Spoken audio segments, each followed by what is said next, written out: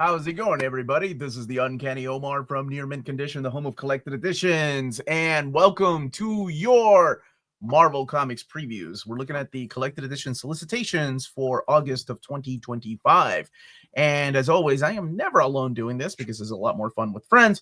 To my left is none other than... Hello, I'm Crisis with a K. I'm coming to you from the early morning in New Zealand, so I can't even tell you if I'm having a good day or not yet. You can find me at crushingcrisis.com or Crushing Crisis on YouTube, where I scream about all manner of comics, collected editions, and reading orders. Yeah, we got a new pope, a American Peruvian, if you will. Ooh, the smoke went up while we've been just now. Wait, you're an American Peruvian, and you're Catholic. Omar, are you the Pope? I did not. I voted for the other guy. You're not wearing white. Yeah. Gotta wear white. Max, who are you? Where are you from? What do you do? I'm Max. I am sadly not a new pope. I am from the Netherlands, where I play guitar and I read books.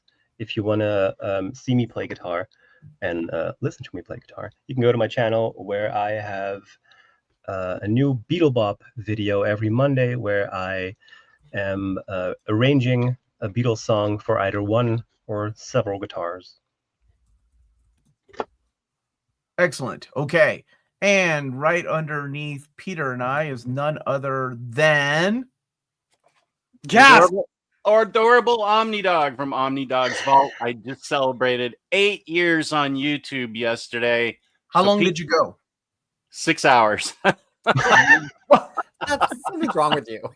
Yeah, I wouldn't even do that. We didn't even do that last week. Okay, wait a sec, Crisis. If you want to see something amazing, go to Peter's latest live stream where he was talking about all 7,000 Marvel Most Wanted books. It's only 650. How long did you go, Peter? He didn't. You have to watch this because I don't think it's humanly. Crisis, I don't think is one of us, and I mean a human, because he listed every single thing as fast as you possibly could. Fast. I mean, as fast as I'm talking right now. Announced the new Omni Dog yet. We will wait for Peter to come back. He does not take kindly to compliments. Nope. And Peter's back. Was I insulting you or complimenting you? Those in pure delight. It was amazing how quickly and full of knowledge he was on every single book. He was trying to get it all in. I think within 2 hours. I had to bail. He started with X-Men, and I had to bail on. Once we went back to A through Z, I had to bail like around Deadpool or something because there was 45 Deadpool books. It was amazing. People need to go see Crisis right in his wheelhouse on his latest live stream. It was Herculean. It was amazing. I think that's a really good idea, Peter, to start. You know what? Let's just start with X-Men from now on, because by the time we get to X-Men and all these polls, we're like, so here's 55 titles. Next slide. And he talked about all of them, and it was mind-boggling. I sat there, and he'd ask me a question if I had anything to say, and I go, "No, I'm okay. I didn't vote for it. Nope. I didn't want to stop the momentum. It was amazing." All right. Last but certainly not least is our buddy, formerly of Wizard Magazine, Lars. What's up, buddy? Yes, Lars Pearson, publisher and editor-in-chief of Mad Norwegian Press, formerly of Wizard Magazine, and I am just, electrified with excitement about the Marvel Solicits. And in fact, I think I have not been this enraptured by a potential spectacle since I saw Darkwing Duck Burlesque. Okay. Which is a real People thing. go hard for like the Disney burlesque. I have friends who did Muppets burlesque. It's something about that particular. It's not even peanut butter and jelly. It's like peanut butter and kerosene. Why would you put those things together? I don't know. Yes, because when there's trouble, you call DW. Yeah. You all just wait until a Disney lawyer stumbles into one of those burlesque shows. It was unforgettable. I obviously live in a bubble. every time You don't get out of the house. That's the problem. You get out the house, Well, man. if I go out of the house, am I going to see Disney burlesque? You do if you hang out with Lars and Peter. Yeah, yeah. There used to be this That's place. Used to be this place in Chicago called the Gorilla Tango Theater, and they had wonderful burlesque, and they did things like Star Wars: The Empire Brings Sexy back, and things like that. So, yeah, No.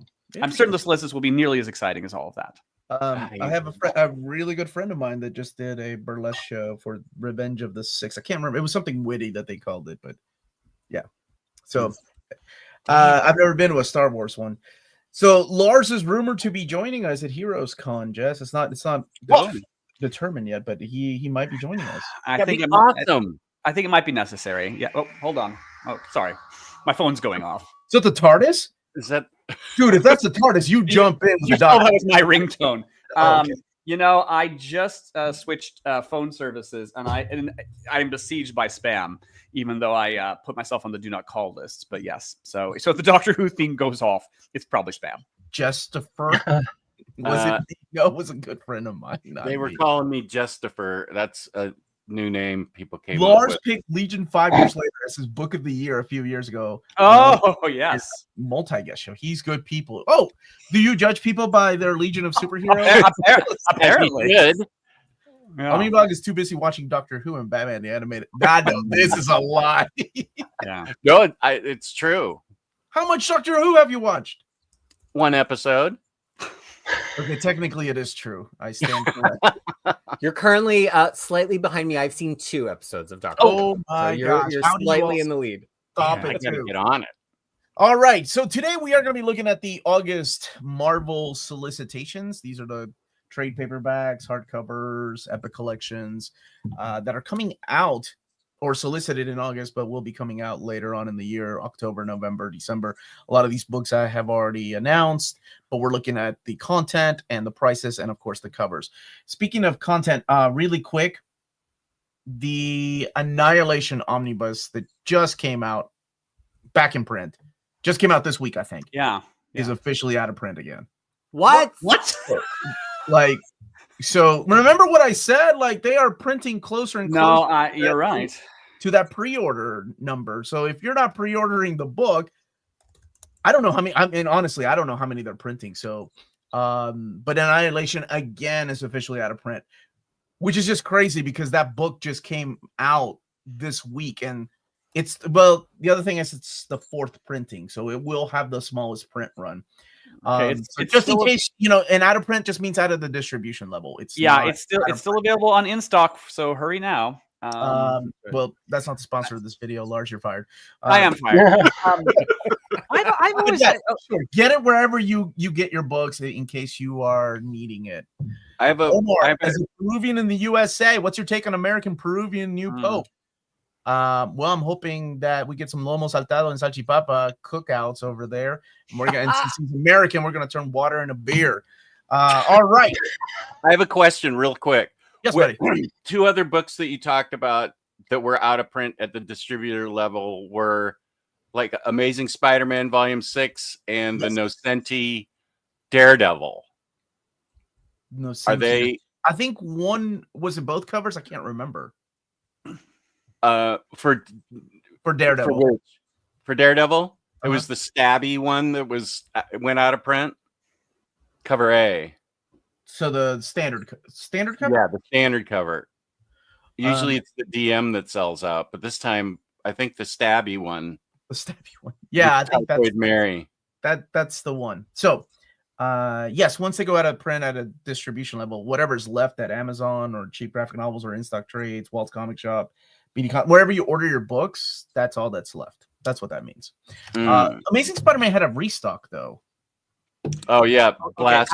I remember emailing Dave about that. I'm about to profess my ignorance. I don't really understand how these restocks work because where are they keeping these books that it takes months and months to restock them? They're printing. In their printer overseas. Yeah, but why not just bring them? But they have to be sold at some point. They can't just sit in a printer in China forever. No, but a restock is like a stealth reprint. It's like they went back to, how this works, Lars. No, I really don't. They basically went directly back to press. Like the first book shipped, The pre-orders came in. They're like, "Oh damn, we're ordered out," and they immediately go back to press. That's what. So it's another printing, really. It's a stealth reprint. Yeah. Well, exactly. Yeah, Well, yeah. see, It's the same ISBN though. I'm finding the term misleading, but yeah, it's fine.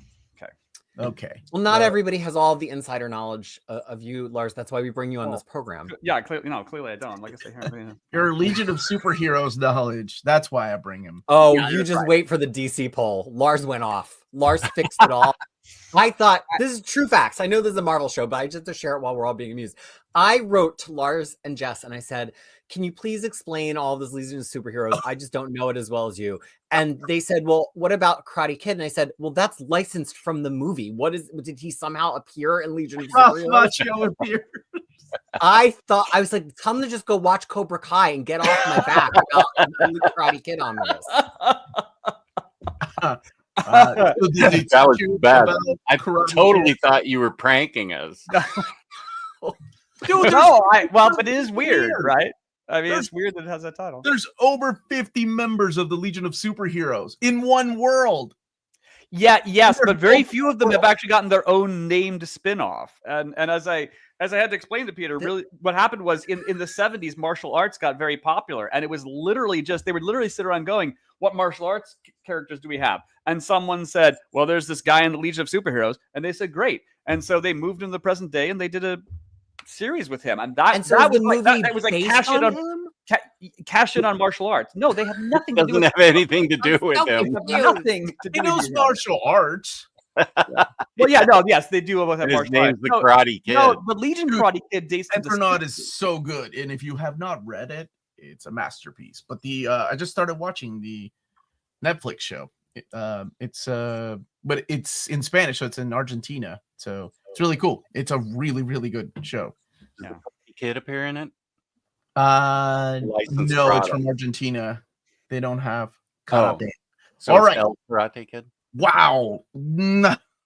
Oh, do you want to get canceled today? You just I'm just kidding. Just everybody relax. All right, everybody, relax. We are going to be going through this real soon. All right.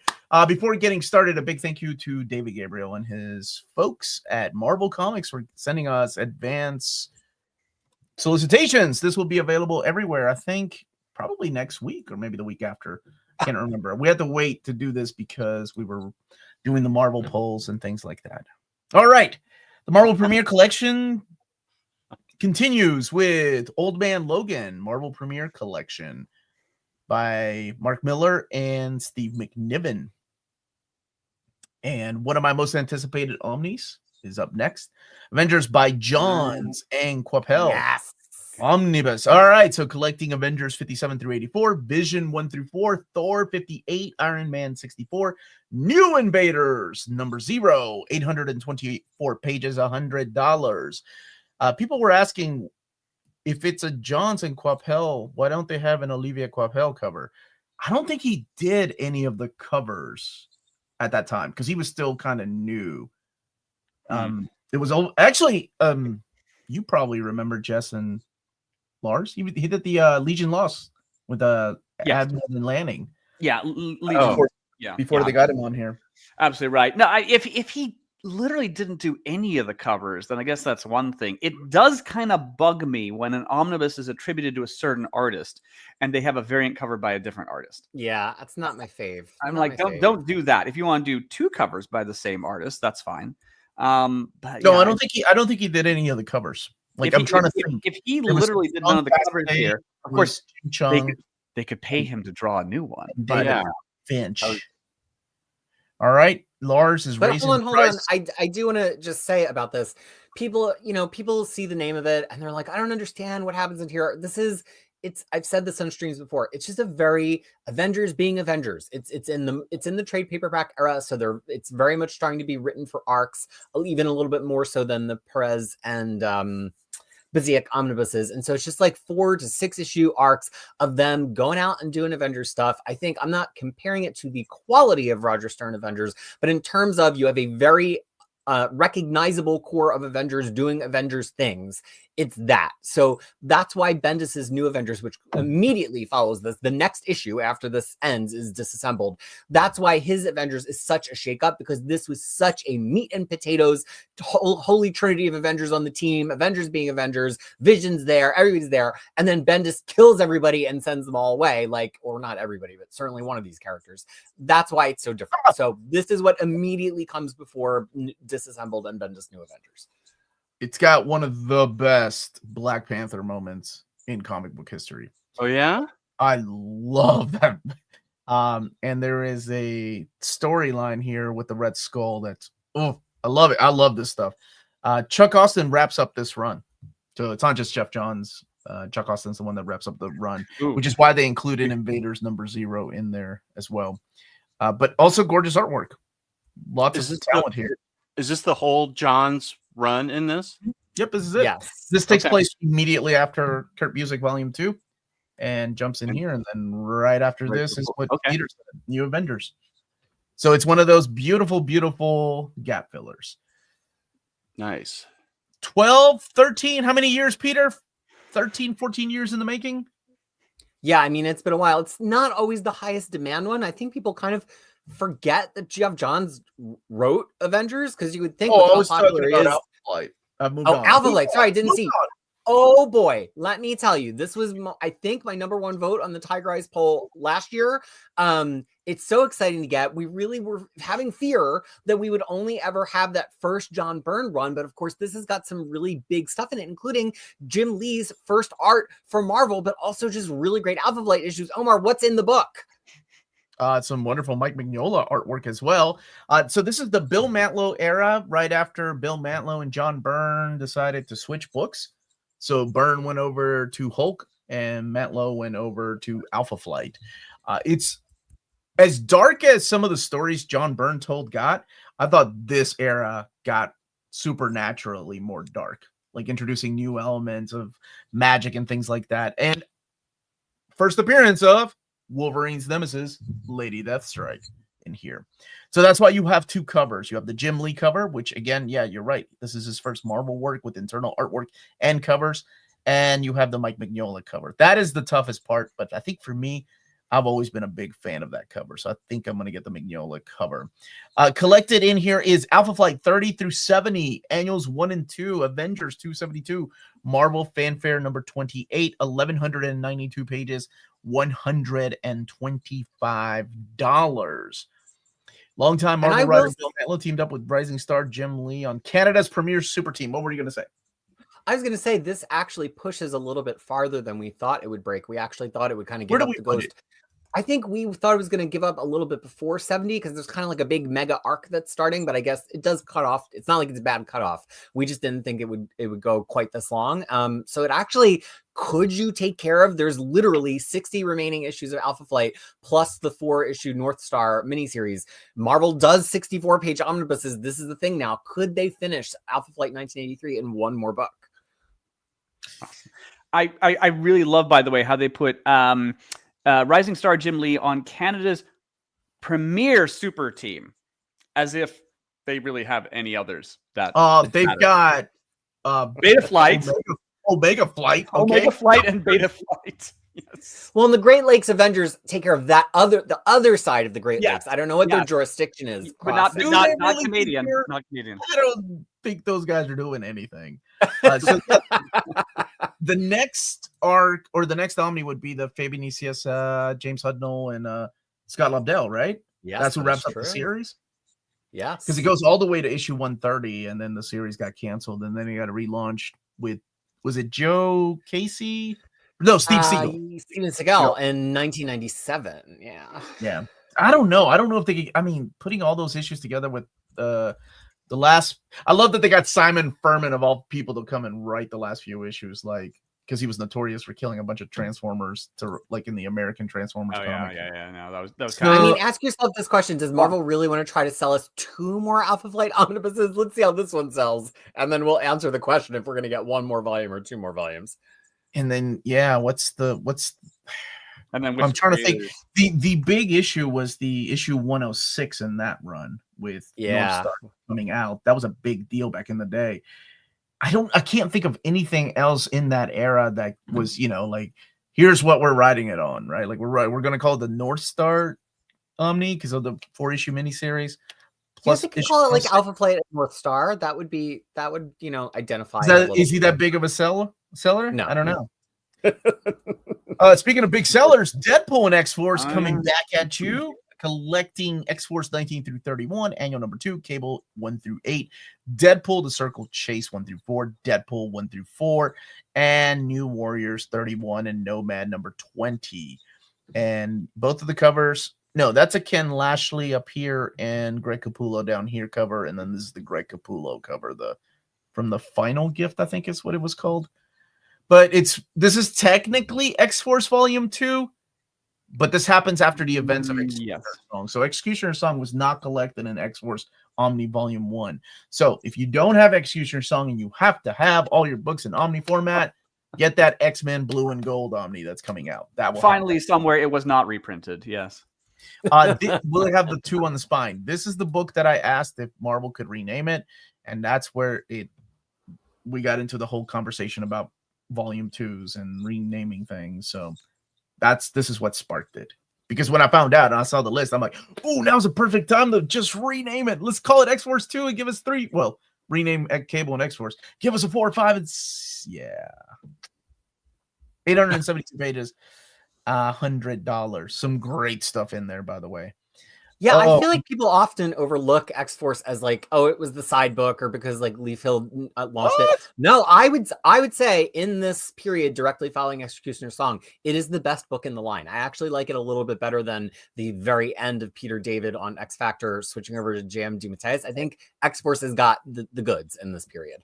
Because this is when Nicieza was just firing on all cylinders, man. Like actually making those kids grow up a little bit. Like that confrontation between Sam and Professor X, like, ooh, that was so good. Like he's just yelling at Professor X about, the whole thing of Executioner Song and then what happened to Cable.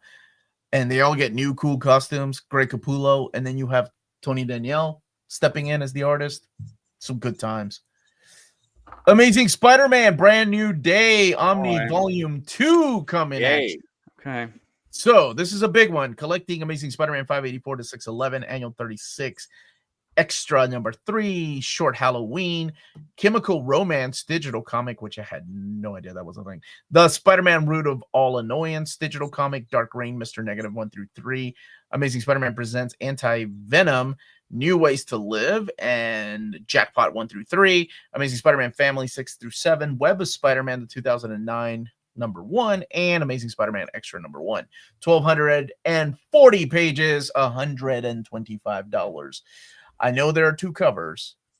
One's by John Romita Jr., but that Jeffrey Scott Campbell, or as Dom taught me, what the kids call him these days, good old JSC. JSC. Oh, they say J. Scott? I think it's J. Scott. I'm like, okay. Anyway, we all know who he is. That's kind of a famous cover, right? Yeah, didn't they make a statue out of this? Jess? I have it. Okay. Yeah. It's a big famous cover, man. Yes, JSC as the kids call him. What? But anyway, it's a big book. Amazing Spider-Man, Volume 27, Marvel Masterworks. Collecting issues of Amazing Spider-Man 279 to 288. We are so close to Venom. It's crazy. Annual number 20 and Marvel Tales 198. 304 pages, $198. No, $175. Don't tell that out. $198. Whoa, Marvel announcements. Sorry, this comment threw me off. Damn you, Jar. I know what that means now. Godzilla versus the Marvel Universe. So you have Godzilla versus the Avengers, Godzilla versus X-Men, Godzilla versus Spider-Man, Godzilla versus the FF, and Godzilla versus Thor. I am honestly surprised they didn't go giant size with this one and make it a treasury edition. It's coming out in trade paperback. And there is your cover. Ooh, so Max, you've been reading these, right? I think you've actually been really having some fun with them. Yes, I am really enjoying. I think of made myself like known as an enjoyer of stupidity. So these things are very much up my alley. They're very dumb, and like they're like written to beat that way. Like they come across as being almost like a what do you call it, like a pastiche or something, where they're like joyfully enjoying tropes of well, basically old monster movies. And I dig them. I like them.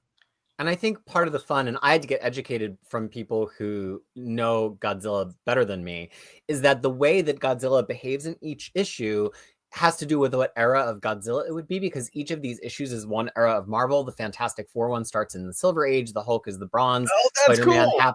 happens. And so the way, like Godzilla in the Hulk one rips like something's arm off and beats them with it. And I said to my friend Felix, who likes Godzilla a lot, I'm like, that's not a thing, right? And he goes, no, in the giant suit era, that like when Godzilla was more of like an undisguised person in a giant suit, that would be what would happen. So not only are the characters based on different Marvel eras, but the Godzilla that you get is very much the Godzilla of the movie eras of the period of the Marvel era, which I think is really clever.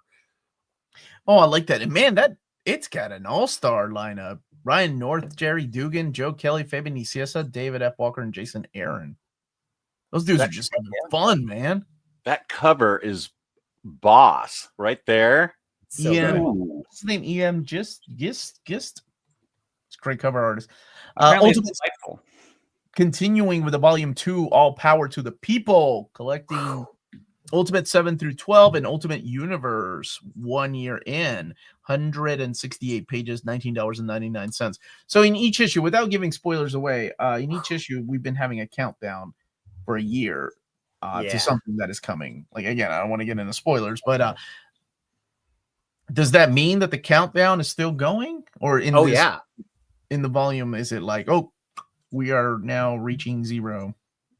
It's going and it's getting close, and they're not necessarily ready based on what's been happening the last couple of issues. So yeah, it's tense. And the great thing about this is you don't have to know the Ultimate Universe. You don't have to have read the last one. This is Dennis Camp is doing this very intriguing thing where every issue is basically just its own standalone adventure that references some aspect of the Marvel Universe but updates it for the new Ultimate Universe. That's not to say there's no continuity. Like, there is an ongoing story, which is what Omar just referenced, but the ongoing story comes from watching them try to prepare and become a team and like become heroes before this awful thing is going to happen. And maybe they're not ready, but the individual stories, there's an amazing Guardians of the Galaxy story in this one. There's an amazing Luke Cage story. That's probably one of the best issues that's come out this year so far. It's just extraordinary. I do think it's probably Marvel's best comic right now. Wow. Really? Oh, dude, that volume 1 was amazing. It's comics like that make me happy that I still read comics after 40 years. You know, Wait until you read the Luke Cage issue, dude. My goodness. Not to get into spoilers, but this thing that's happening, I haven't read this, but this thing that's happening that they're building up to, do they know it's happening? Yes. Okay. Yeah. They make it like, if you read the first volume, they make it like the thing, like, hey, this is okay. So they're trying to get organized to fight whatever this is. They're trying to. Wow, Eric agrees. It's his favorite book. Man, mine's either like, it's got to be this or Fantastic Four. Like, I am loving that. Or what's the other book that I really, really like that it's getting up there? Like, I really like Ultimate X-Men. I know you guys are not fans, but I'm digging that. Ultimate Spider-Man by Jonathan Hickman, Volume 3, collecting Ultimate Spider-Man 13 through 18. I read Volume 2, and I assume now we have a Kraven the Hunter fight with those moloids. Yeah, yes, they are moloids. So Max, you love this, right? Sometimes more than me. Yeah, still loves you. Sometimes more than you. That is true. I'm torn between Peters. Take it how you will. I really enjoyed it. This is, to me, basically the Spider-Man book currently, even though there's like 7 of them. But this is the one I look forward to reading the most. Well, and just the twist, out of the Peter Parker the one. reason why there's moloids there and what results from that is really cool. It's like still a very grounded Spider-Man story, so it's not like Hickman's going full Hickman on us, but it also is kind of like, okay, only Hickman would put these twists into this, so it's really fun. I'm glad that he's having fun writing it because he doesn't like doing ongoing series. I'm surprised we're at issue 18 with him still on the book. Wait, Peter, did you read the most recent one? I forget. No, I think I'm one behind. Last one I wrote was the one with a lot of desert. That was the last one I Right. wrote. Okay. Well, then in the latest one, there's a certain revelation or reveal that I very much enjoyed. Ooh, okay. I'll have to catch up. Predator has fought Black Panther and Wolverine, and now he's fighting Spider-Man. Wait, did he cut his hair? The Predator cut his dreadlocks? All right, what do we got here? Oh, We got Predator versus Spider-Man 1 through 4, 112 pages, $15.99. Benjamin Percy still writing it. Marcelo Ferreira is the artist. Has anybody read any of this? I have not. I think there's only one issue out, right? Yeah, I so think it's far. only had a number 1. Okay, well, Yeah. here it is. Trade paperback time. I've had a lot of fun with these. I like the Wolverine one a lot.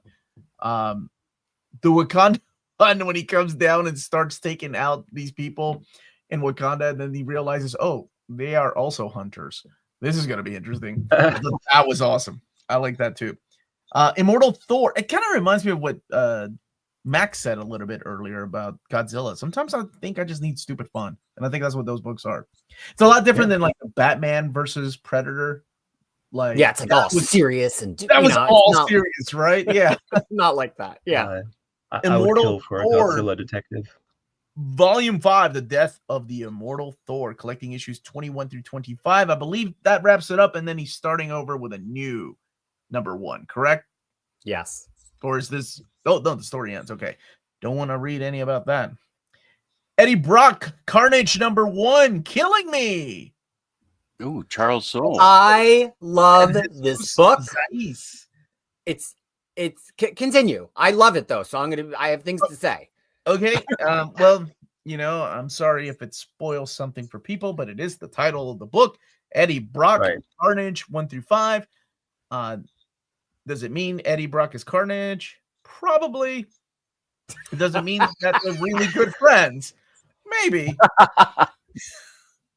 We do have an all-new Venom, though, and the internet ruined that one for me. Thanks a lot, internet. All right. Thanks, What is it that you love about this? Oh my god! Can't we just got? I mean, I know. So look, Eddie Brock and Carnage. Breathe. Do you need a moment alone? Eddie Brock and Carnage, they hate each other, right? Like, why would they willingly be in the same comic? But Charles Soule is really good at writing the bad guys, right? He wrote some really good Darth Vader, like he just gets it. And so the reason they're together is very twisted. And the reason that they are interacting and they're both just kind of making life awful for each other. So it's like a little bit of a serial killer book, which I think any Carnage book kind of has to be. But the twist of why Eddie Brock is there and how he is explaining or justifying to himself that he's going to like participate with Carnage in any way, shape, or form is just such beautifully constructed tension. And Jesus says draws the hell out of it. Oh, Yeah, man, it's great. I do like it's really fun. How many issues so far have been released? Just 3, Three. I think, max, right? 3. Yeah. Okay. This is exactly what I would like from a Carnage book, because it's basically like homicidal Looney Tunes or something. Like Yes! it has the like cartoon logic to it throughout, while also being sort of based on reality. Well, it is based in the like, you know, real events, but yeah, it's really fun, and it's also like goofy in a kind of unhinged and somewhat scary way. It is totally like murder Looney Tunes. You explained it perfectly. Wait a minute. That's the way I describe Daniel Way's Deadpool. Well, I guess you'll have to see. Don't do Well, that. this is fun though and good. Well, people really like it. I think Peter likes Daniel Way's Deadpool.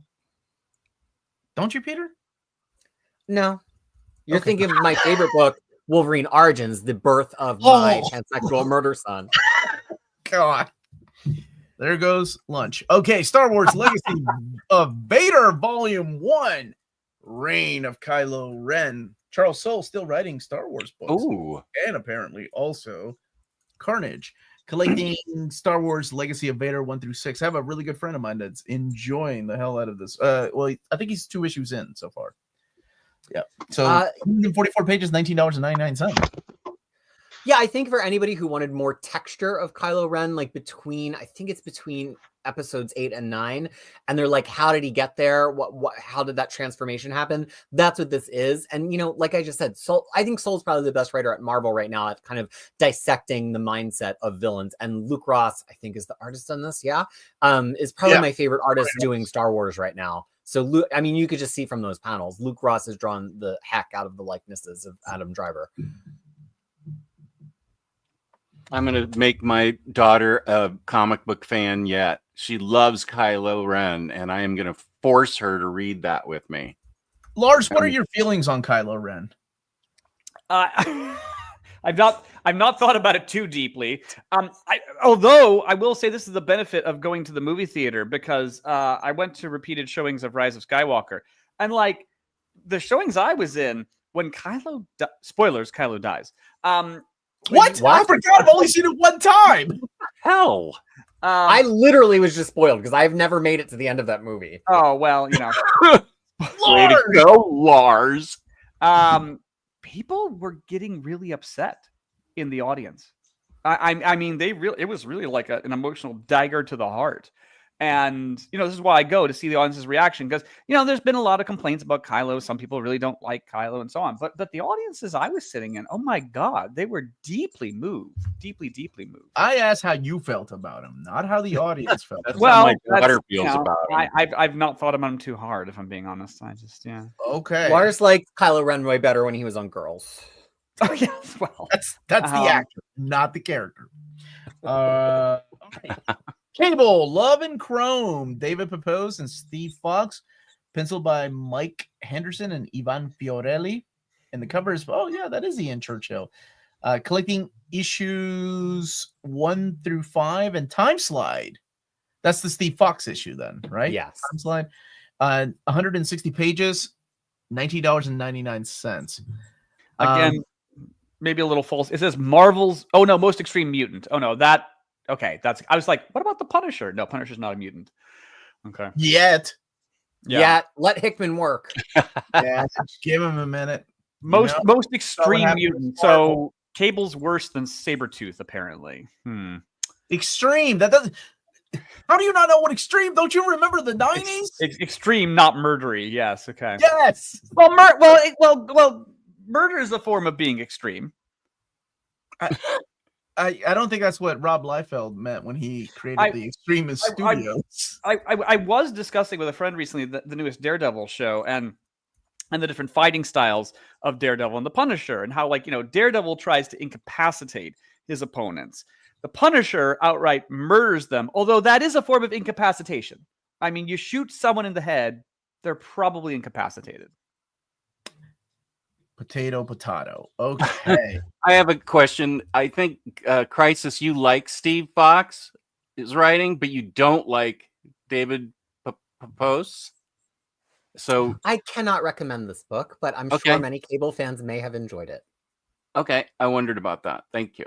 My wife did not like the love interest in the book, and she was getting it monthly and she dropped it. And I don't know who the love interest is. I'll say this, because I think every book deserves to find its audience, right?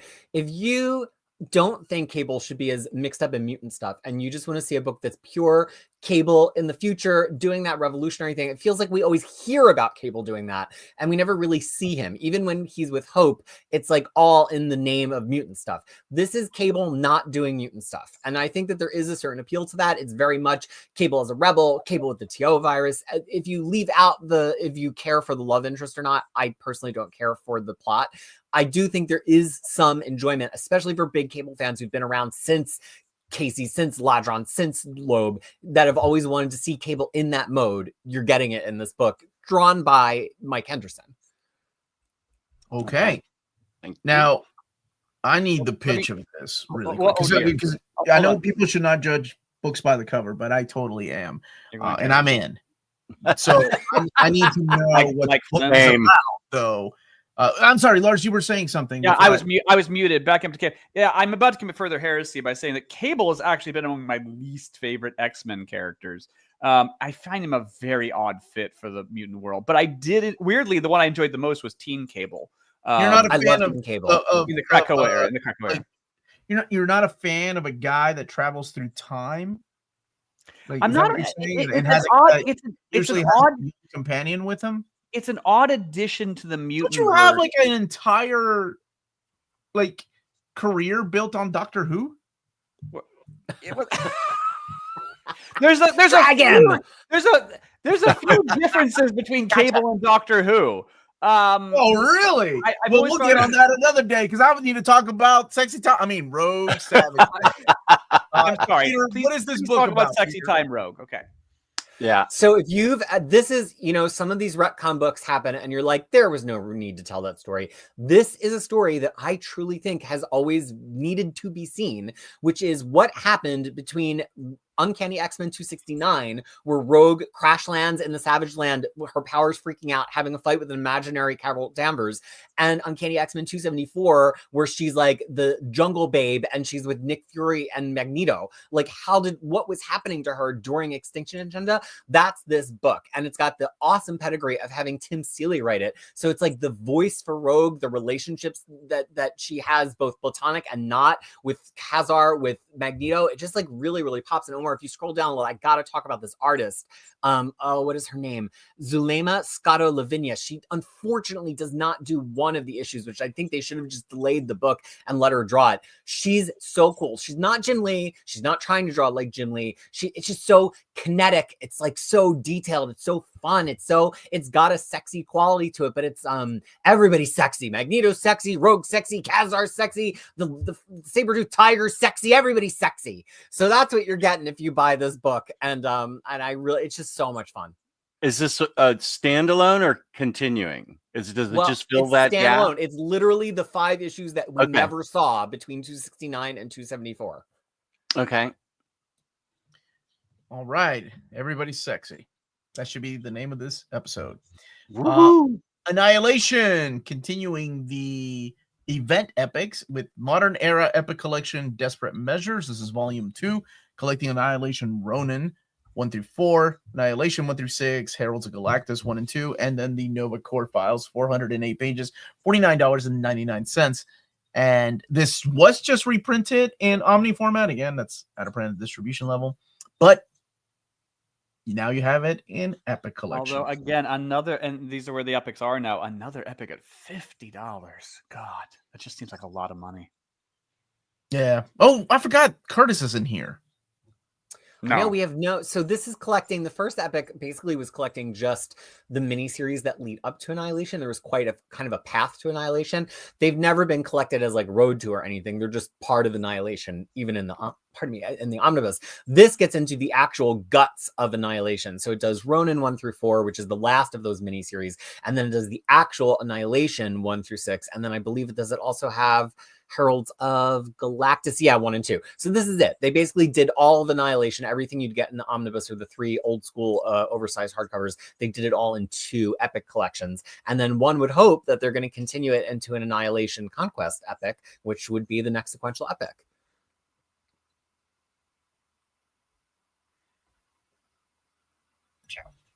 Thank you for that pitch, Peter. Everybody would buy it. I don't know about anybody else, but I love Annihilation. I think it's like Conquest. I love it. Favorite, but Annihilation is a phenomenal start.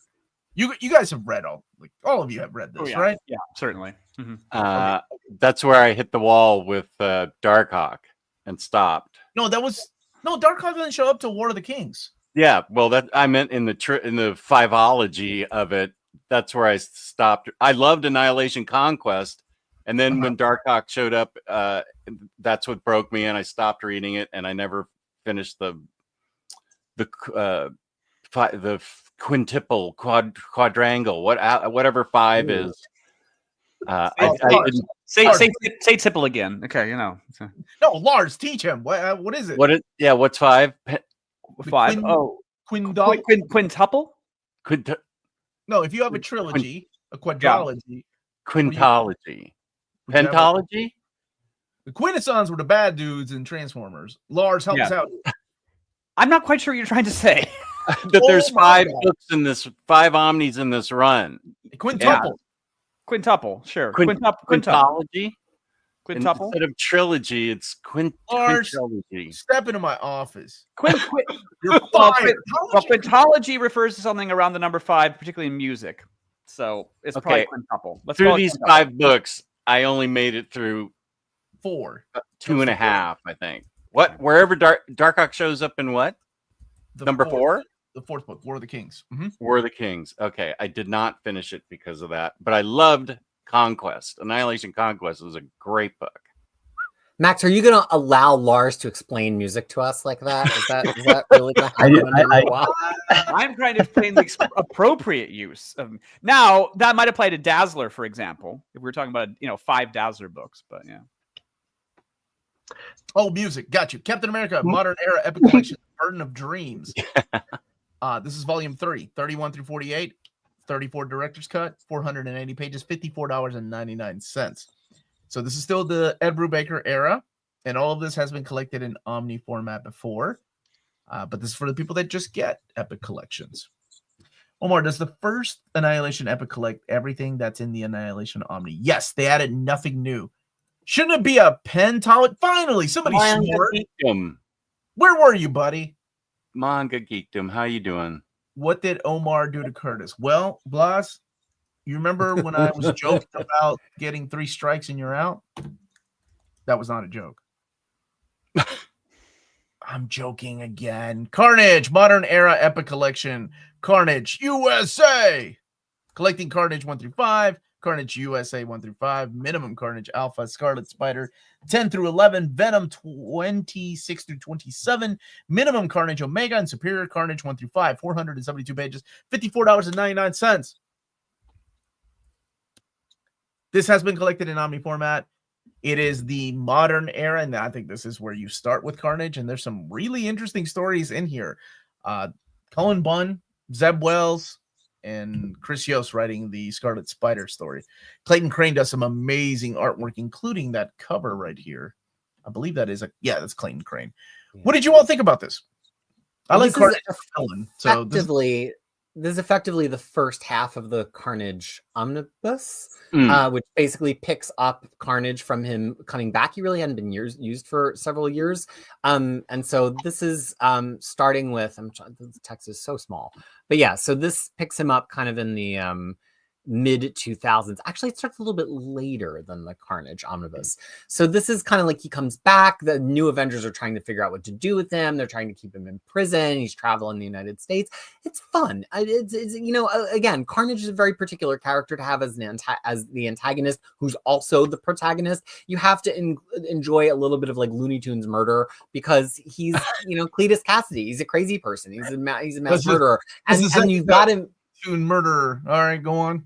And you've got to do one of two things with that. You've either got to make it a little bit funny so the audience can hang, or you got to make it really, really scary. Jerry Conway makes it really, really scary when he takes up the book in 2015 and 2016. At this point, it's a little bit more on the find the humor in it side, I think. With great artwork.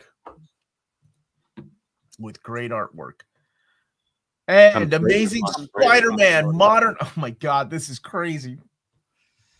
Amazing Spider-Man Modern Era Epic Collection Big Time. This is volume 14. That's not a typo. It's not volume 4. That's how many volumes from JMS's for a epic modern era epic. Now, quickly, Peter, do the math. If this is volume 14, what would it be in the legacy number of epic collections? Oh my gosh, well, we don't know how quite far they're going to get. I think it's going to be something in the late 40s.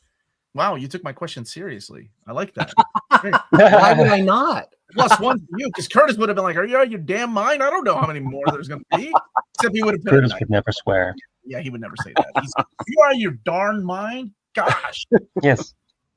That's what he would say. He'd probably just say, "Oh well, okay," and then give a smile. That was really good. If he's really agitated. That's when he gets flustered with me. Yeah. If he's really agitated, you can get him up to Jinkies. Yes. Oh my God. Oh, Curtis catching strays just from missing one stream.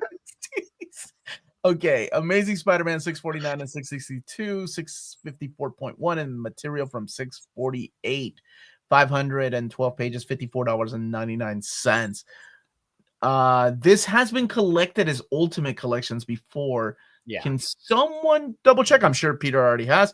Is this the exact same content as the Ultimate Oh, Collection? Jesus. Okay, let's take a look at that. shall Strike we? one. You were doing so good. You got a +1. And you strike one. You're back at 0.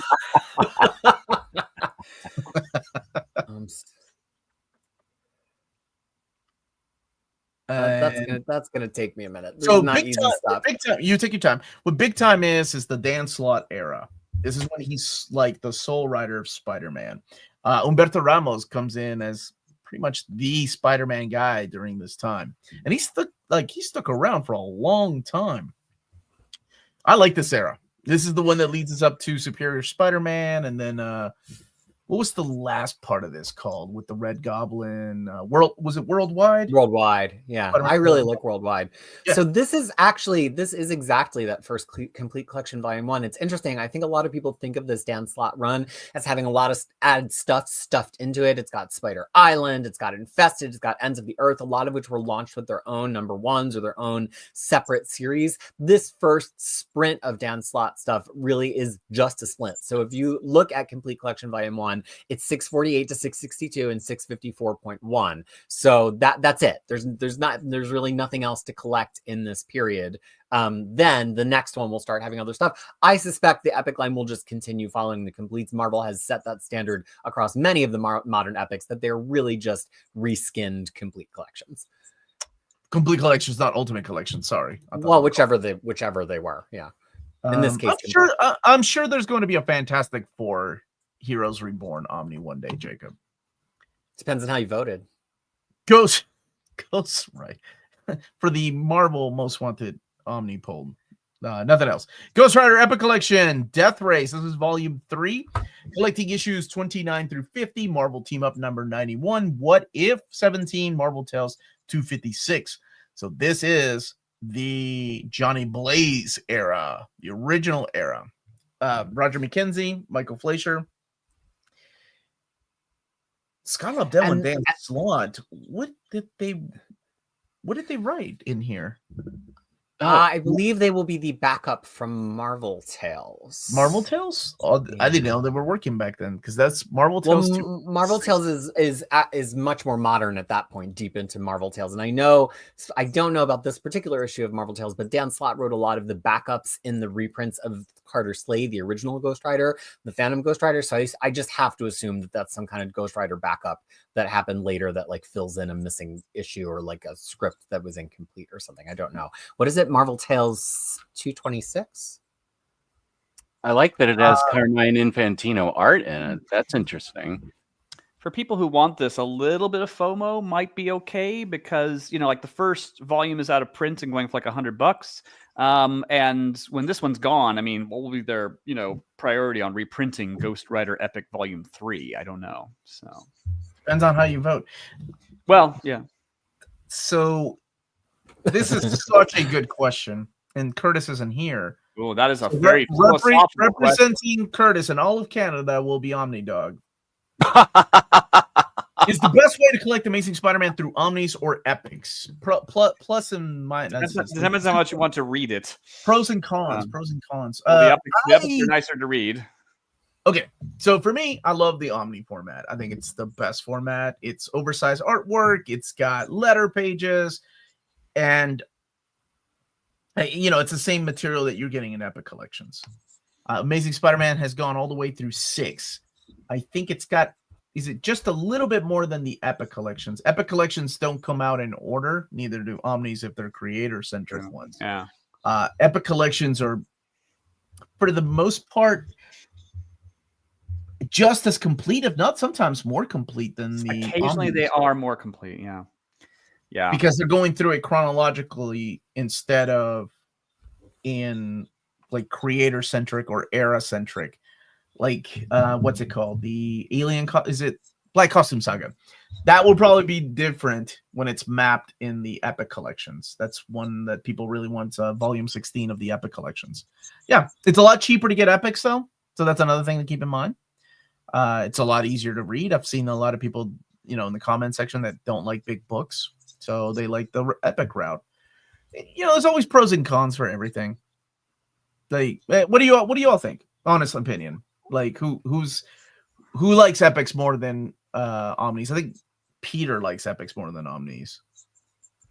Well, for me, it's like a complete on the shelf kind of thing. And with the Epic Okay. collections, Marvel has kind of committed to, like, they've numbered them out of order to say, hey, we're going to fill in these gaps. And Marvel's been very reliable about that over the past 12 years. So it's kind of like, I think I'll go for an omnibus. I mean, let's be honest. For classics, I'll buy epics. For modern stuff like Spider-Man, I don't buy every epic. And so really, to me, it's like, oh, which way are we going to get there faster, right? And so Yeah. I think with some of these books, the epics, if you look at the numbers and we're like, oh, it's going to be 6 epics, it's really easy to believe that Marvel is going to get through those 6 epics probably in the span of like 5 years. And so that's a pretty good deal. But with Spider-Man, where it's like 14 just to get to that one, then there's going to be like another 3 just to get to Superior. It's like, well, it's starting to sound like a pretty good deal to just get 2 JMS Omnis, a Gauntlet Omni that doesn't exist yet, and 2 slot Omnis and just be done with it, because it's probably going to happen a lot faster. So it really has to do with your amount of patience, I think, more so than anything. And before I turn it back over, I will say I did look that up. And yes, Dan Slott did write the backup in that issue of Marvel Tales. Thank you. You say it's a lot cheaper. It says $54.99. Okay, it was at one time. I don't know what it will be in the future because of everything going up. Mm-hmm. But yeah, this Epics versus Omnis is an enormous topic. Maybe we should do another show on it. We went already? Yeah, not exactly. No, I think we took one of these and made it into that, and people really liked it. And people said on this particular topic, I swing both ways. For some things, omnis are on this topic. For some things, omnis are invaluable. For some things, it depends on what it is in the collection. Like again, Legion 5 years later, Omnibus, it's invaluable. It's the only thing we have. But I do hit the brick wall of just like omnis are often no fun to read. They're just no fun to read. So what do you mean they're no fun to read? In what way? Reading, I think, like comfort. Well, no, but just ease of reading the puppy. You can't read it comfortably. Yeah, exactly. Weirdly, even with your special laptop pillow, Jess, that you have recommended. Yes.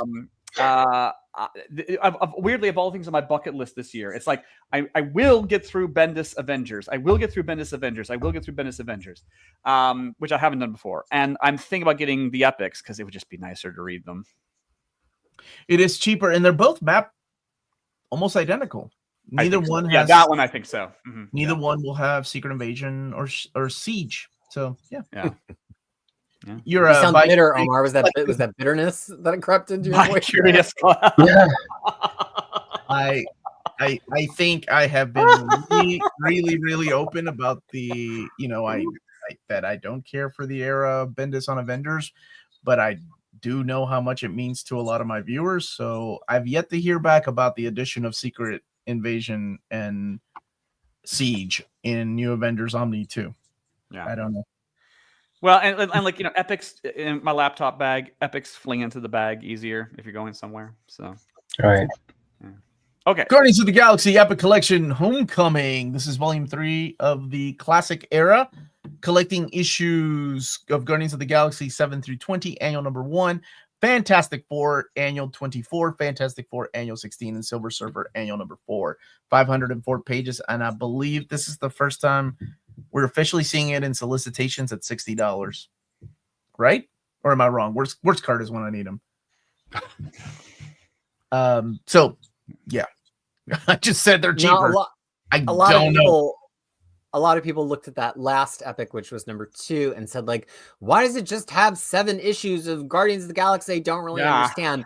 Well, it was because they're just continuing that whole line of Guardians from the classic Guardians to the 90s Guardians. This does not quite get to the end of Jim Valentino. So this is an example of a line that is not mirroring any existing collections. And no, you're right. Jim Valentino collections, but they are a bit smaller. So Jim Valentino's run goes all the way until 29. I think we just said this one ends at 25.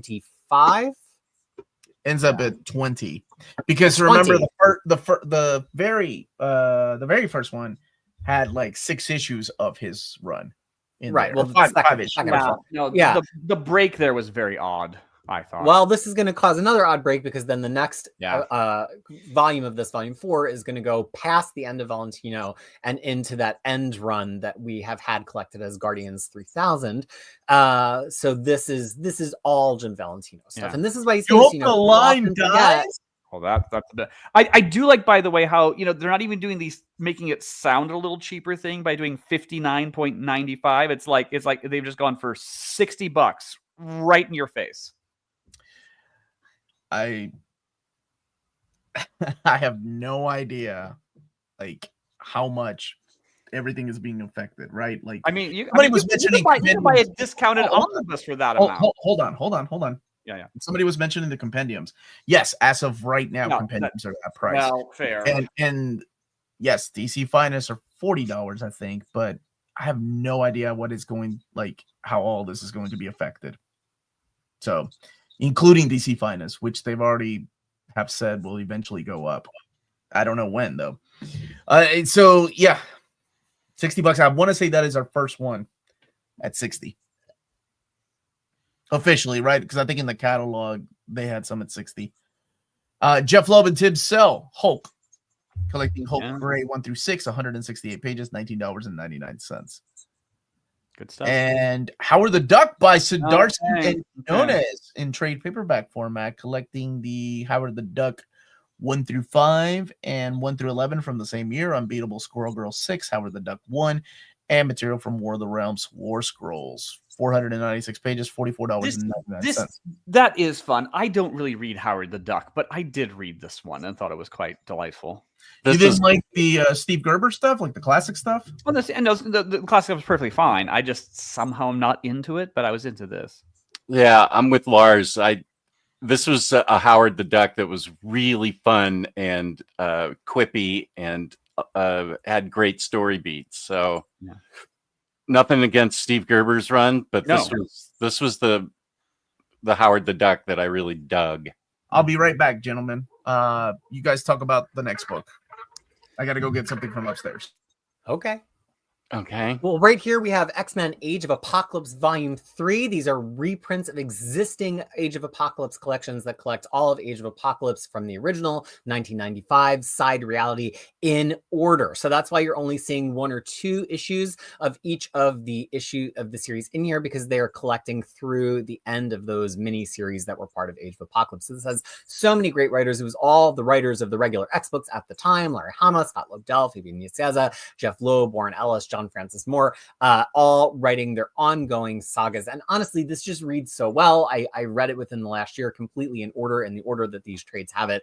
And it's one of those great victories of 90s storytelling that kind of sustains despite the extreme era, in the same way the Death and Return of Superman continues to read really well. And that's why we keep getting it in so many formats. Lars, you remain a fan of Age of Apocalypse after all of these years. Oh boy, sort of. You put me on the spot. Well, no, I mean, it keeps selling and selling and selling and selling and selling. I mean, this puppy is pretty much going to be in print until the fall of Western civilization. Where I struggle a little bit with it is just the continual shifting of writers and artists from series to series, and you read it in order, and some of them are more successful than others. And it's very high concept. It creates a very strong world, and they do great things with it, but some of it works better than others. And so for me, it winds up being not quite the sum of its parts. But the parts that work great. Jess, Max, any opinions on the original flavor Age of Apocalypse? So this was the first omnibus I bought, and I've never read it, so I have no idea. Gasp. Gasp. I also was that scary music? Nice. Yes.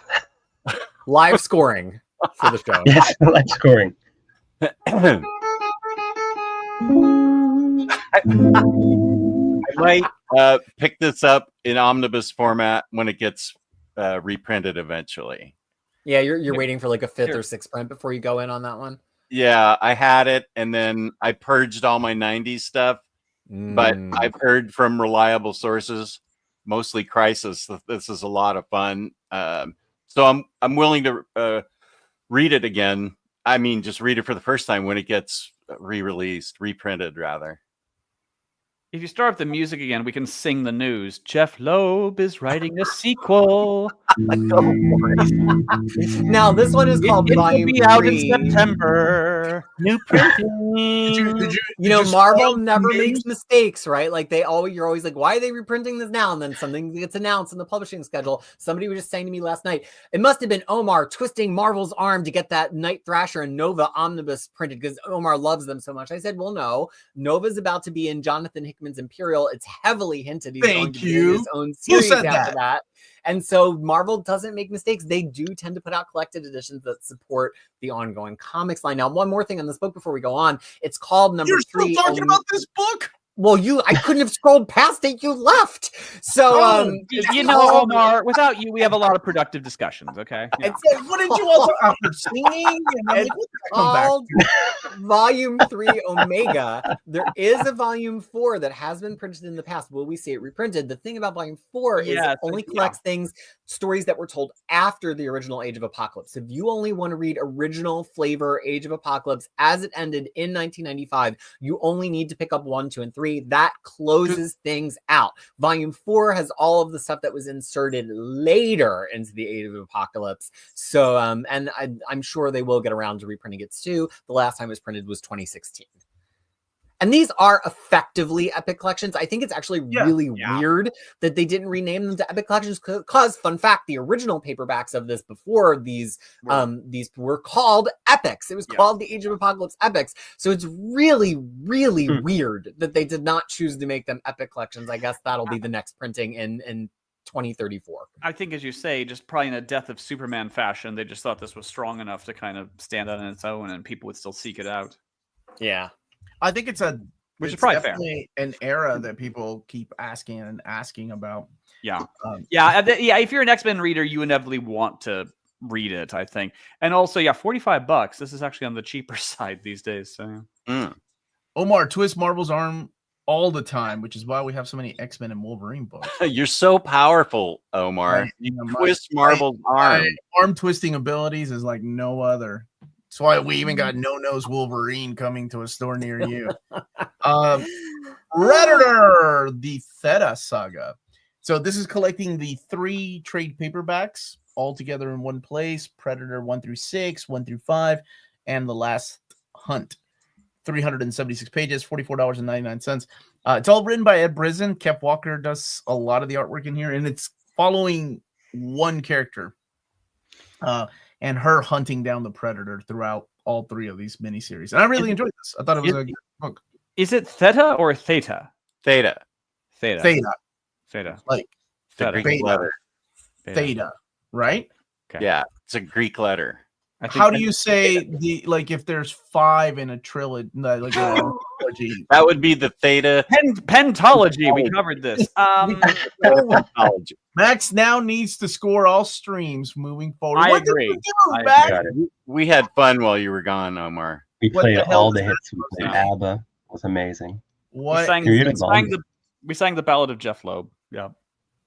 Yes. manipulated the data and I had to manipulate the data. This story is Predator on easy mode. Oh.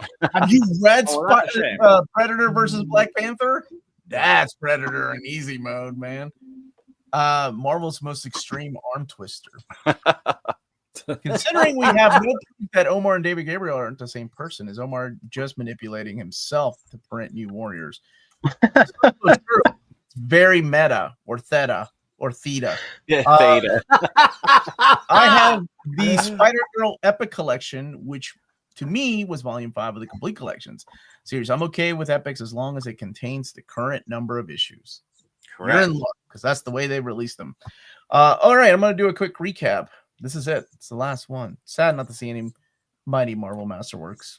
But we have a new Wolverine Old Man Logan Marvel Premiere Collection, 256 pages, $14.99. Don't forget to shop at Walt's Comic Shop if you live in the EU and you're wanting some big books like this to pre-order. Avengers by Johnson Coipel, Omni, and this is 824 pages, $100. The Alpha Flight by Mantlo and Lee is $125, both covers. Deadpool and X-Force coming back to print with a new cover. I don't think they've had a DM cover before. No. And that is $100. The Brand New Day. Somebody said I announced 3 covers for this.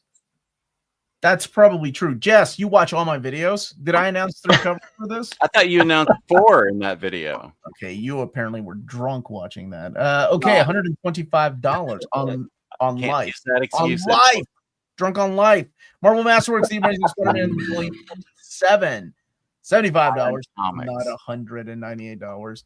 Godzilla versus the Marvel Universe. That one is $20. And then we have Ultimates by Denise. Is it Denise or Theta? I think it's Denise. Or Denis. Like Denis Villeneuve. Yeah. Denis. Actually, I think Denis, right? Max? Your Peruvian is You better watch your mouth, and you post Peruvian too, all right, buddy? We're gonna get excommunicated. How do you say this name? Dennis? Denise? I was asking, right? Yeah. I don't know how to say this. Right. I honestly have no idea. Denny? Is Denny? Denny? Is You know I what? don't know, Omar. Why haven't you had him on the channel to interview him yet? He's Marvel's hottest writer. Is he? I want him and Ryan North at the same time and arm Ah. wrestle. Who the hottest writers are? Who's the hottest writer? Arm wrestle for it. Marvel wants. Do you Omar mean the wants most- a double the- team? Go ahead, Lars. Do you mean sexiest and most attractive? I knew you were gonna say that. I don't want to judge them on that basis. You come on the show and you judge who the hottest one is. Okay, Lars? I'm not getting canceled. Ultimate Spider-Man by Jonathan Hickman, Volume 3. Predator versus Spider-Man. That is a cool cover. I like Spider-Man right there. Cicada, isn't it? Pablo Cicada. Yeah, that's Cicada. Nice. And then we have Immortal Thor, Volume 5, Death of the Immortal Thor, wrapping up this. But okay, shut up, Brian. I'm not reading that. It's hilarious. You almost had me because I'm like, oh, the Z is silent. I mean, oh, no, not reading that. Eddie Brock Carnage, Volume 1, Killing Me. Star Wars Legacy of Vader, Volume 1, Reign of Kylo Ren. And Cable, Love and Chrome. Rogue, the Savage Land era, which is a bunch of series. Peter? This was amazing. I'm sorry. I was trying to listen to you, but I got caught up in the cover. So is this a miniseries? Yes, it is a miniseries. Gotcha. It is basically Uncanny X-Men 270 through 274.1. Point one. I like that. Sorry, Max. Omar was too busy caring about comics. So What? I'm sorry. Annihilation Modern Era Epic Collection Desperate Measures. That's Volume 2. Captain America Modern Era Collection, Volume 3, The Burden of Dreams. Carnage, Volume 1. Carnage USA. The Theta Amazing Saga. Spider-Man Modern Era Epic Collection, Volume 14. Big Time. Ghost Rider Epic Collection, Volume 3. Death Rays. And Guardians of the Galaxy Epic Collection, Volume 3. Homecoming. Hulk by Jeff Loeb and Tim Sale. Is this the first one, or have they done a reprint of Spider-Man Blue and Daredevil Yellow in trade? I think they did a Daredevil Yellow in trade recently, right? yes, That sounds right. There was definitely a hard cover. There was definitely a gallery edition. The gallery edition came I think there was also. I think there was a trade after that. Yeah. Howard the Duck by Zdarsky and Quinones. And X-Men Age of Apocalypse, which took these guys 11 minutes to get through. 3. They really like to talk about Age of Apocalypse. It had Jeff didn't even background get into music, dissecting so- the cover of it. We have more content waiting. Yeah. Jess, were you weren't lost in this one, right? As to who everybody, what people are people and everything. No, I don't need No, to diagram it out. Body parts are looking. I Well, thought they- that was they a are, 'cause floating- like- I 'cause like- did think that was a floating eyeball guy, though. Wolverine Floating lost his eyeball nose at one guy. point. The and guy then- in gold. I thought that was a floating eyeball. That's at first. Sunfire. and then Japanese Iceman's mouth has gone away. I mean, every facial feature will be gone from X-Men at some point. All right, Predator. I'm sorry, Lars. Theta. The Theta. Theta Saga. The Theta Theta. Saga. All right. That's it, everybody. Go home. No, I'm just kidding. Okay. Go home. What is the book you're most excited for out of this batch, guys? Like, what's the book that you excited for? For the Avengers by Johns, Alpha Flight. I'm gonna start at the top. And everybody in the chat, what's the book you're most excited for? Peter. I mean, Jess. Whatever. One of you guys. Go ahead, Jess. My brain says Brand New Day, Volume 2, Omnibus. What's your body say? Rogue Savage Land. I think he's got it actually. Okay. Peter, what about you? What's your body and minds? It's clearly going to be Alpha Flight. I think that was my number one vote last year on the poll. I may pick up that Rogue book just to like shelve it right next to my Claremont, X-Men, because I just think it's so clever. But it's absolutely Alpha Flight without a question. Alpha Flight. All right, Max. What about you, buddy? Maybe the Deadpool and X-Force Omni. It's a lot of fun, and Peter's right. This is a great underrated era of X-Force. Lars. I haven't actually read Avengers by Johns. Is it good? That's my pick. Yeah, I mean, I'm sort of tempted with that one but I haven't really read it. For things I'm more familiar with, weirdly, Annihilation Epic Collection, just because I think it's really great if Annihilation is available in more readable formats. Yeah, that's okay. Good. And yeah, for me, it's that Jeff Johns Avengers Omni. I've been waiting years for that gap filler. I love this era. This is a reminder of at one time what could have been. They had him. They had Jeff Johns, and they let him go. Then again, we wouldn't have had all that Green Lantern goodness and JSA and everything that he did at DC Comics. But I wonder what he would have done at Marvel, right? Like where the X-Men would have been, because he's a big X-Men guy. But yeah, this is one I'm very excited for. Very excited for this one. Well, I'll check this out. Yeah. Yeah. I'd like to Bailey, how are you, dude? What's that, Max? I said I definitely wanted to check this out too. Oh, that was sorry. You guys sound very similar. Yeah. Sorry about that. And We're all right, let's see what everybody else in the chat is saying. Avengers by Johns, Thor, Alpha, Brand New Day, Avengers by Johns and Alpha Flight, Brute Force Epic. That does not exist. Avengers, Jeff Johns Avengers by Jeff A. Boy. Depending on the reprint votes, is it theoretically possible for Ultimate Spider-Man Omni 2 to get reprinted? I think that one didn't make it in the top 25, correct, everybody? Peter? I do not follow the reprint polls closely. I'm sorry. That answer. I am getting Brand New Day Volume 2, Best Ever Spider-Man since Roger Stern. I'm excited that my wallet is getting a break for the third quarter. Godzilla trade paperback. I'm most looking forward to Owned.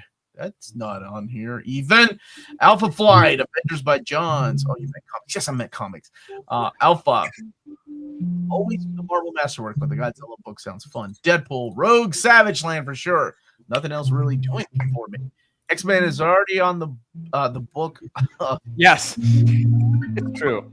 Omni Dog's getting Batman Nightfall again. I want that Godzilla and Treasury Edition. I think that would be the way to do it. That would be it. Cap Epic, Ultimate Spidey, and the Ultimates, and Spidey Marvel Masterworks for me. Keep them coming. And let's see here. Is the Marvelverse dead? They do well at our public library checkouts. I don't know. Didn't they do some for Thunderbolts? I don't think they're dead. Annihilation for me, Godzilla and Thor, Brand New Day. Ouch! Oh, we were lucky we were spared Jeff Johns at Marvel. He'd be awful during what was one of the Marvel's most creative eras. Yeah. As much as I have enjoyed Jeff, I don't think he's a good fit for X-Men. Shut up, Lars. I know I say that a lot. My God. He did that Ultimate X-Men half issue. And on the basis of that, he's awesome. Hey, there's a lot of people that have never written a single comic book that get to write comics, okay? At least he wrote half an issue of X-Men. Yes, he did. That's true. Annihilation Modern, Man of Steel. You win. Man of Steel. Godzilla versus Marvel, Sexy Savage Land Rogue. That is the full title. Rogue Savage Land, Alpha Flight Volume 2, and Avengers by Johns. Hey, everybody, just popping in. Thanks for the content. Thank you for watching Avengers and Brand New Day. Is it mathematically possible for me to buy more books? I don't know. Is it mathematically possible? I have looked into your checking account. Yes, it is. Yes, it is. Yeah. No Curtis, no Iron Man. Suspicious. That's right. The A stands for Canada. Flashpoint Beyond anyone? Nope. Marvelverse books were probably replaced with the Saga books. I agree. Oh, yeah. But I mean, I figured they would want something smaller for people to get into. Well, and they do collect two kind of different things. The Marvel verse books tend to collect like a smattering of somewhat young reader friendly things about a certain character or team from any universe. They'll put like all ages stuff right next to Marvel stuff. The Saga books tend to be more of like specific runs of that character that are not going to be collected into other books completely. That's how the new Yelena Belova and Winter Soldier ones worked. And also the Marvelverse books are digest size, if I'm not mistaken, but I do not believe the Saga books They're are $14.99 and the Saga books are standard size. Yeah, so some differences there. Yes, sir. Jeff Johns could have saved Marvel from that run of Bendis and Miller events. Look, it is what it is. But in Earth 2.5, we would have had Jeff Johns writing Avengers and X-Men, and I would have been happy. Omar, this PFP is a gift to you from OmniDog. Yeah, you're welcome. Thank you. I appreciate that creepy thing. Yeah. Hola, Omar, mi hermano. Sorry for being late finishing Andor 3 episodes. Dude, wasn't it so good with my lady? It was a priority. Probably going to get all Omnis besides the reprints. Yeah, it's a trade-off. We would be...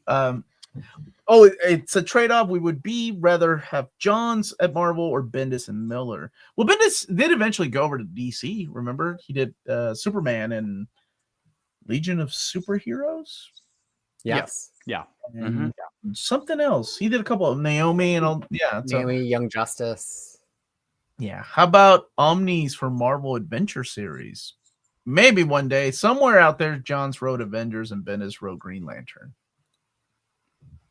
Yeah. Right. And you guys would have benefited all from it. I do sort of wish Jeff had not written Legion of Superheroes because, you know, the Legion of Three Worlds, the deluxe edition just came out, and even though it has gorgeous George Perez art, where are you going with this, Lars? Go on. No, just say no. So it is enjoyable, but yeah, Jeff kind of commits a drive-by on the world of Legion. Is that Jeff Johns commits a drive-by in the world of Legion? That should be in the back of the book. So. Yeah. Because it's right after a reboot, and he comes in and goes pow pow pow pow pow, and then leaves. Before following up on it, and I don't know. I found it a bit much without much follow through. I absolutely love Legion of Three Worlds. I think to me it's my favorite. Oh, I mean, the Perez art, you can't beat it. Has that already been released? It just came out. The deluxe edition. The deluxe edition just came out. Okay. Also, I am in the minority that I can't stand Superboy Prime. I love Superboy Prime, man. He's my type of villain. Yeah. I hate that guy. Yeah, that's why you're supposed to hate him, right? No, I just don't find that iteration of Superboy convincing as a psychopath. Who is your favorite type of villain, Lars? Favorite type of villain? Or you said you don't like that type of villain. So who's your favorite type of villain? I didn't find it convincing. I didn't find it convincing that to take the Superboy as we see him in that's right. We've had this conversation. How wrong? Yeah. And frankly, I find the situation with Maxwell Lord even worse. I find the reinvention of Maxwell Lord makes no sense at all, and we're supposed to swallow it. The concept of Earth Prime Legion makes sense. That was the Legion Lost, right? Like towards the end, it's revealed that Legion Lost was the Earth Prime Legion. You start to. Or was it the Mark Waid, the 3 boot? It's at the end of one of Levitz's runs. You discover that Bouncing Boy and Duo Damsel are talking around a statue, and that This is why no one takes the Legion. Well, no. See, this is the thing. Bouncing Boy and Damsel, and No, that's I why agree. Peter's like, No. The Legion of Superheroes. As long as we're blathering about this, no. The problem with Legion, people think it's the number of characters and the complexity. It's like no. People can keep track of that. It's the sheer number of reboots. You know, it's like, well, which version of the character is it this time? That's a big problem. But Legion itself makes sense. DC history is such a mess. Superboy Prime. Superboy Prime is the reason I've always been a fan of these type of villains, right? Is like an overpowered, whiny brat, right? Yeah. And I don't know what it is about them. I like them in anime as well. I like those kind of characters that don't know how to control just their powers. I mean, if you remember when he first appeared, like he was ripping people in half for swatting someone away. He doesn't know how to control it. He doesn't know how powerful he is. So I thought he made an interesting character because, you know, I do like my dark side and Apocalypse. But there was just something unique and fresh about that. Plus, I'm sure, you know, it's one of those raging fanboys that is writing into the comic as Superboy Prime. Yeah, I also find that particular flavor of gratuitous violence just kind of boring after a certain point. It's like, oh, look, he's punched his fist through someone's chest. Oh, look, he's killed someone with his heat vision. Oh, look, he's done this. And it's like it just kind of. Do you want him to get more creative and artistic with the way he kills people? I want him to write a better character. You know? You want him to write a better character? Yeah, that's interesting. I want him to write a more interesting character than. So like who's your favorite? So who are some of your favorite villains? Like, give me an idea. Who do you like? Okay, you can't do this all the time, but the villains who work the best in a way are like Magneto, where they have to be stopped, but they have a point. You know, I mean, Magneto is not entirely wrong. It's just that you can't let him take over the world, right? I find those some of the most compelling villains. So the villains that think they're right and have a complexity. Well, no, the villains where there's a moral angle to it that they're not entirely wrong. I mean, like, you know, yeah. There's no, you can sort of see what they're coming from, even if you ultimately just have to reject them. I don't know if I agree with that, but I like that, Lars. I kind of agree. I kind of agree with that. So the guys that like Legion of Superheroes, Bouncing Boy, and Bouncing Boy is great. Have an issue with So Duo Damsel, who used to be Triplicate Girl. Yeah, you wash your mouth out with soap. Bouncing Boy and Duo Damsel are pretty great. God, the last time I talked about Barrel Lad, I had to get a whole freaking paragraph long text message from Jazz about how it offended his childhood.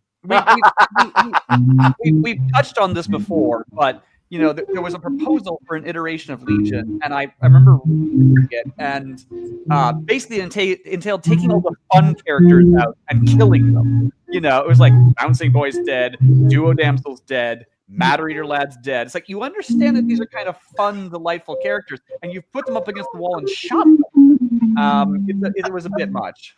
Karate Kid got his own movie. Oh, He just needs the love of a good man. probably true. Probably true. Some like throw him in the basement. Anyway, I like Superboy Prime.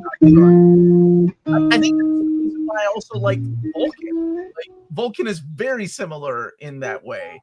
He's an overpowered brat that, you know, is a kind of a loose cannon and became king of this GR empire. For those kind of villains too. But although, you know, I like Dr. Doom and Magneto as well. Peter, who's your favorite villain? You know, it's interesting. I was listening to what you said, and I kind of enjoy Vulcan a little bit from that perspective, and villains like him where he has a moral reason to believe he's right. I think where I get lost on villains is where the villain, like, they're just about villainy, you know, they're just like, you know, and like from any logical perspective, you would know that they're just mustache twirling, where like a Magneto has a position. And because he has a philosophical position and not just a rule the world position, his position can change and he can kind of adapt and be interesting. And to me, that's often the difference between, and these are two characters I enjoy, but between an X-Men villain and a Spider-Man villain. Spider-Man villains enjoy what they're doing. They enjoy their occupation as villains, but it's hard to really say like, oh yeah, but that person absolutely thinks they're morally right in a supportable, ethical way. No, they're mustache twirlers. They're psychotic. Their main pastime is trying to kill Spider-Man. Like, you can't say that like, oh, you know, Kraven's so complex. Not really. He's not really. He's fun. I enjoy Kraven. He's not all that complex. So I enjoy a villain where their philosophy is so complex and so rooted in their own ethics that they actually have the ability to change without it just being like a shocking twist. Yeah. And to be fair, sometimes you want a mustache twirling villain. Sometimes you want Doom to just try to take over the world because he's just convinced he should. Yeah, they serve different roles. Okay. Let's see here. Let's talk to Jess about his favorite type of villain. Who's your favorite villain, Jess? Who's my favorite villain? Yeah, who's your favorite villain? Somebody that I actually look forward to reading. I would say, boy, that's a good question. Yeah, like I like a really thoughtful, like a thoughtful villain. I don't want somebody just, no, like Peter said, I just don't want somebody that just goes on murderous rampages for nothing. I'm trying to think who would fit the bill, who has some, actually, I think that I just started reading I think Secret Avengers, and what's that Arcade is I can't remember who wrote it, if it was Remender. Remender started it, and then I think Nick Spencer wrote some afterwards. Arcade took maybe I'm thinking, okay, Arcade took these heroes somewhere, and they were having to fight it out Hunger Games style. Oh, Avengers Arena.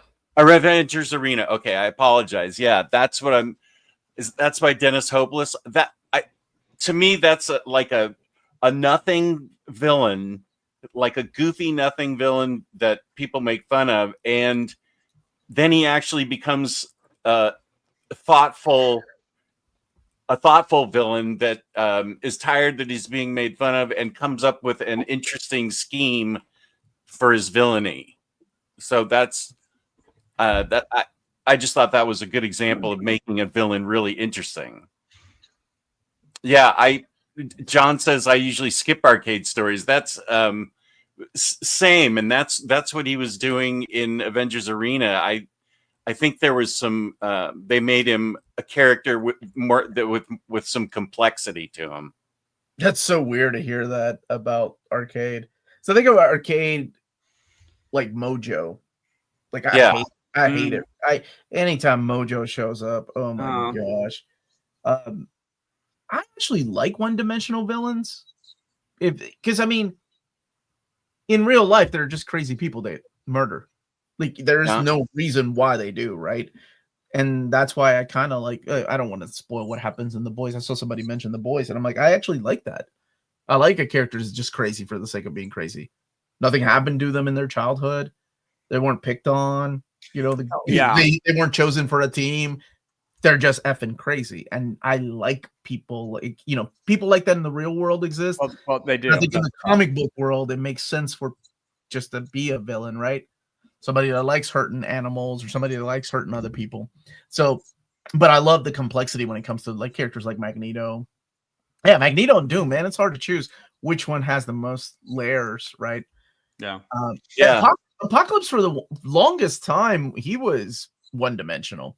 Then he started wearing a business suit during the Krakoa era, and man, that complexity all over the place now, man. Yeah, he's gotten a lot better. I also like sassy Mr. Sinister during the Krakoa era. That happened during Gillen's run, like Okay. before. Yeah, because he don't was think- another character that was one-dimensional, right? Like he was Yeah. like, I'm gonna mess around with the Summers DNA. I don't know. Yeah, what there he was never really any texture to him. Even when they would bring him back or like do things about his past, he kind of just was this. It wasn't any fun to read about He was him. a and mad always felt scientist. Like, yeah, and it always felt like we were getting hints to things that would never be revealed. And then, Gillen was like, what if he was the most mustache twirler that ever twirled? Yes. And then Hickman was like, oh my gosh, I'm addicted. Pump it into my veins. And the rest is history. Yeah. Yeah, it's true. Mr. Sinister in his early issues, I was like, okay. But as you say, one thing made him kind of this, demented Wile E. Coyote mad scientist character. It's like, okay, yeah, this is pretty good. Only Dog's the hardest working man in show business. After 6 hours yesterday. Did you take a long nap? I was kind of wandering around after that, after I got out of there. What do you do, man? I was bouncing around. Guys, Ultimate Blob effing 8. Now everybody. We don't talk about that issue. Everybody in Ultimatum was a one-dimensional villain. Yeah. In a way. Actually, yes. Even the good guys. But even, that's Anthology. interesting. Thank you, Brent. Where were you an hour ago? That's an interesting point, though. Like, that's a whole other class of villain. A villain who's just motivated by like a biological need to do something, and that's indisputable, which you can't really say for Blob eating Spider-Man or whoever he ate. But like, I don't know. I've never read it. It's Ultimate. But for somebody like Galactus, where like we're beneath his notice. Like, he's not a villain. Are we a villain to an ant? Like that. We're just living our biological imperative as humans. And I think that's really interesting because so I guess what I'm saying overall is I like villains who are not just villains. I really enjoy villains who just have their own motivation, because the Galactus, Fantastic Four argues with him, the Ultimates argue with him, and he's like, what, man? I'm having some dinner. Like, leave me alone. I'm a universal force. I'm not going anywhere. The dinner's got to come from somewhere. Have you read Earth X? No, why would I read that? Oh, God.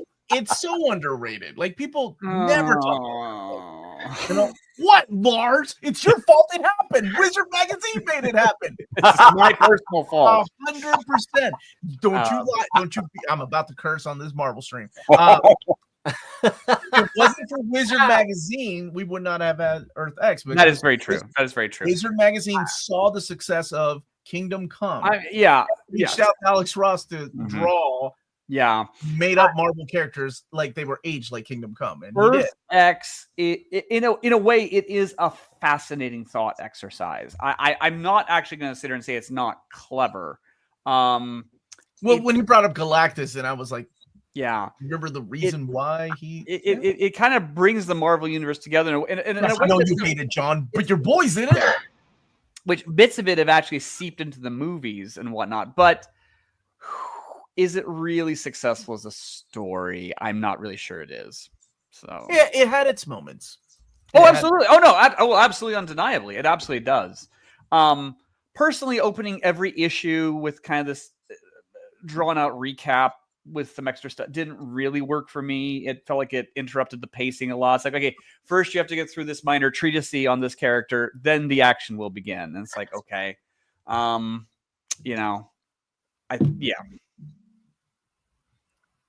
So yes. So yes. There, I have so said yes, it all. It is your fault. This is your fault. It is my fault. Yeah, it is my fault. Doesn't sound like you've convinced Peter to read it. No. Yeah. Like I say, it is interesting. It definitely should be read. It's, to me, it was a very underrated story. I don't think people a lot of it was the hate because of Jean-Paul Leon's artwork. I am kind of in that camp.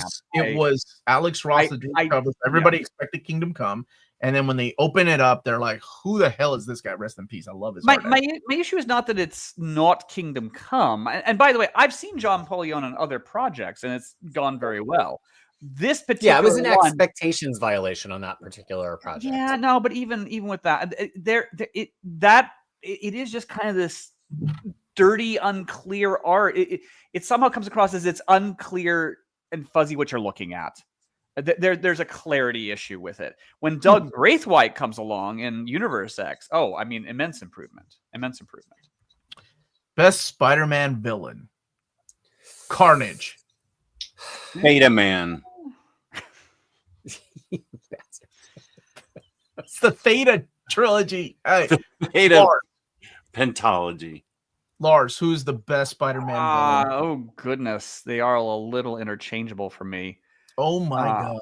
Craven is so different than Craven's son. Thank you. Also named Craven. Leave me and my son alone. Or his daughter, okay? Interchangeable, please. Yeah, come back to me. I have to think.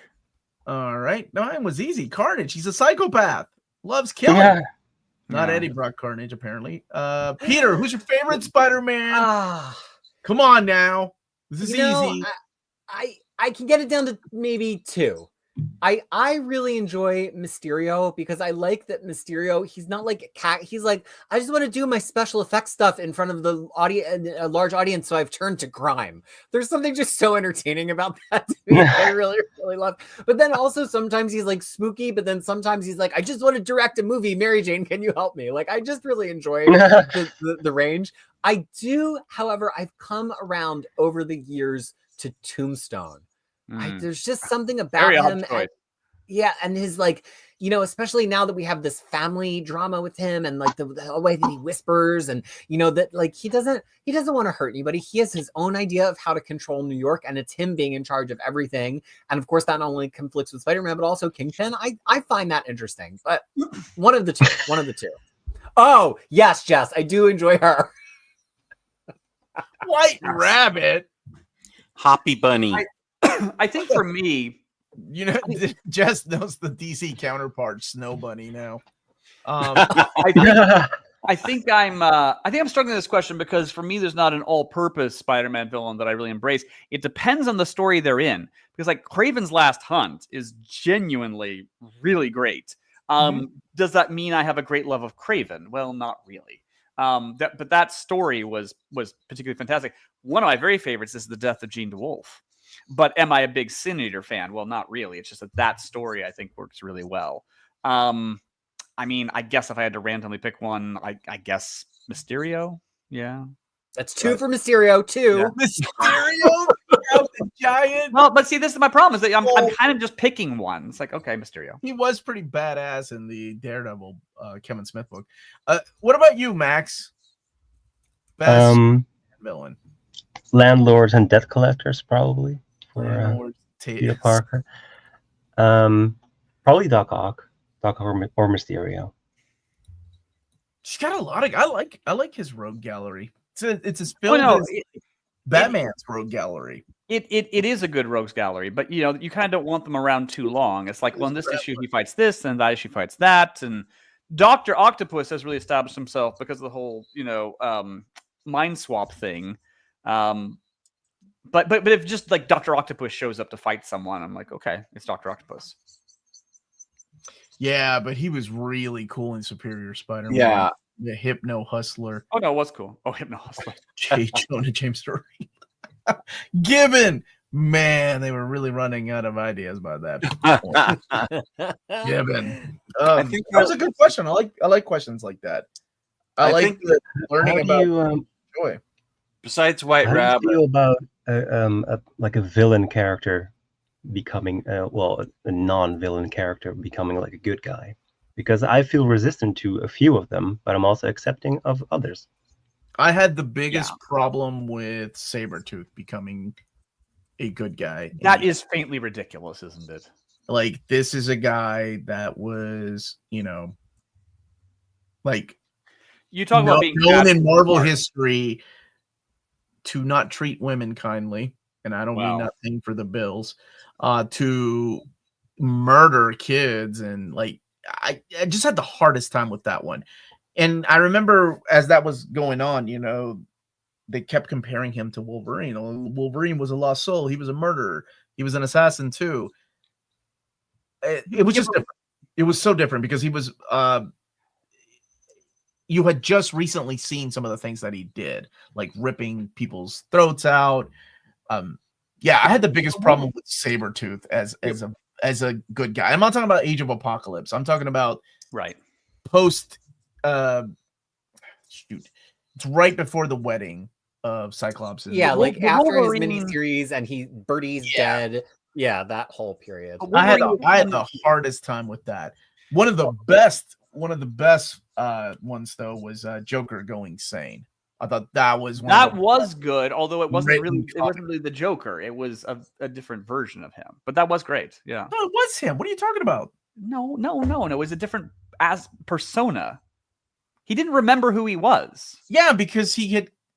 Okay, I don't want to spoil it, Lars, but he thought he killed Batman successfully, so he started. I know, but it's not, feeling sick. It wasn't literally the Joker. He'd become a Lars is different spoiling identity. everything. What about I'm- with That's not that bad. Right. You know the one that worked the best, shockingly, Emma Frost. Oh yeah. I when and this is like Grant. I never before Grant Morrison would have thought that Emma could have pivoted that successfully, and yet she has. I mean, now she's absolutely fantastic. I agree with that. That was a long like stretch, right? Yeah, Like, absolutely. switching bodies, And switching just the bodies whole, with Jean, and pairing her. Yeah, that was and a long that time. she and Cyclops would be into each other. I mean, because I think my initial reaction to them was like, "What the hell is this?" And then it started to evolve in a way that sort of made some sense. Yeah, I usually don't like when villains become good guys. I don't know. No, not too often. Like Apocalypse and Krakoa, I know the reason and I kind of buy it, but Well, like he I wasn't think really a hero in Krakoa. It was more that he was a he political. was wearing a fool. business suit and having meetings. Well, yeah, no, I understand this, He had a but you know, suitcase. I understand, but that was more political than. He- Okay, It wasn't a Zoom Krakoa- call with Professor X and what it was a meeting. Krakow is different because, as has been pointed out, like the Quiet Council, half of them are megalomaniacal villains. You know, they've had to team up with the villains. Apocalypse is just the one that for me. They've I'm had to like, team up with the villains to make their society work. all right. I've talked enough. All right, Peter, what about you? Who's the villain that you're like, nope, not buying it?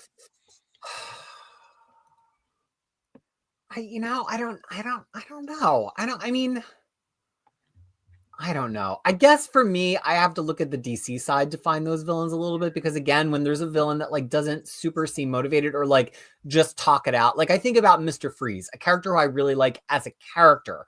But when Mr. Freeze is being a villain, I'm like, you just need therapy. Like, what is the why are you being a villain right now? And I think that to me takes it out of a villain plot where like the villain is just doing the villainous thing as a contrivance of plot, which I think is a very Silver Age kind of villain, right? We just needed villains who robbed banks because, who stole diamonds because, who froze people into blocks of ice because.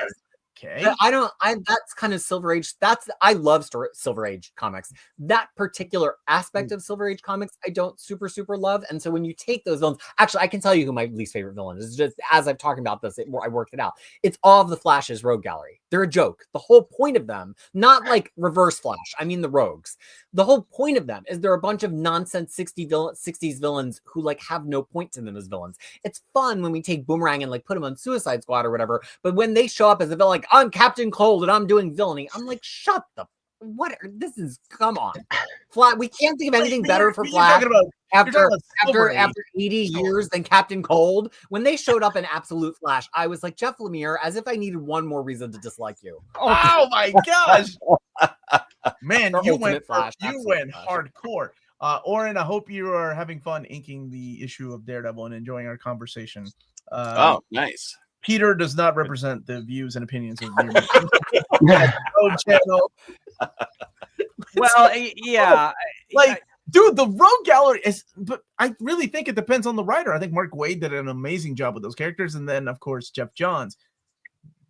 Did you read that or just stick to the Silver Age version of Captain Cold and Mirror? I mean, you have to think, I to be fair, I have not read any 2000s DC. My DC knowledge is like 80s and 90s. Oh, and then you're in for a Flashpoint. treat. Yeah, man. Captain Cold, Yeah. Captain Blue, those guys are great when the right writer is writing them. Yeah, Well, Try- Jeff yeah. Johns is never the right writer, so I don't know. how Oh that my goes. gosh. What the hell did you just say? Trying to present most of them as badass probably doesn't work. I will say that who's doing that? Lars, Jeff Johns. Yeah, I will say that Captain Cold and Heatwave I- on Legends I of don't- Tomorrow I is don't- really you quite guys- fun. You guys messing with me right now? What's happening? I don't believe anymore. Omar's having a meltdown right now. Weirdly, I legit thought everyone liked at least some Jeff Johns stuff. I'm like, what? Like, I truly I'm don't think shocked. he should be allowed to touch the written word. I think he's a great plotter. You could I could not look at the artist, Johns the has writer written some, credits, great and you comic could dialogue. blind hand me issues. I will hate a Jeff Johns script every time. Every time. I don't need to know that it's him. I will just hate the script.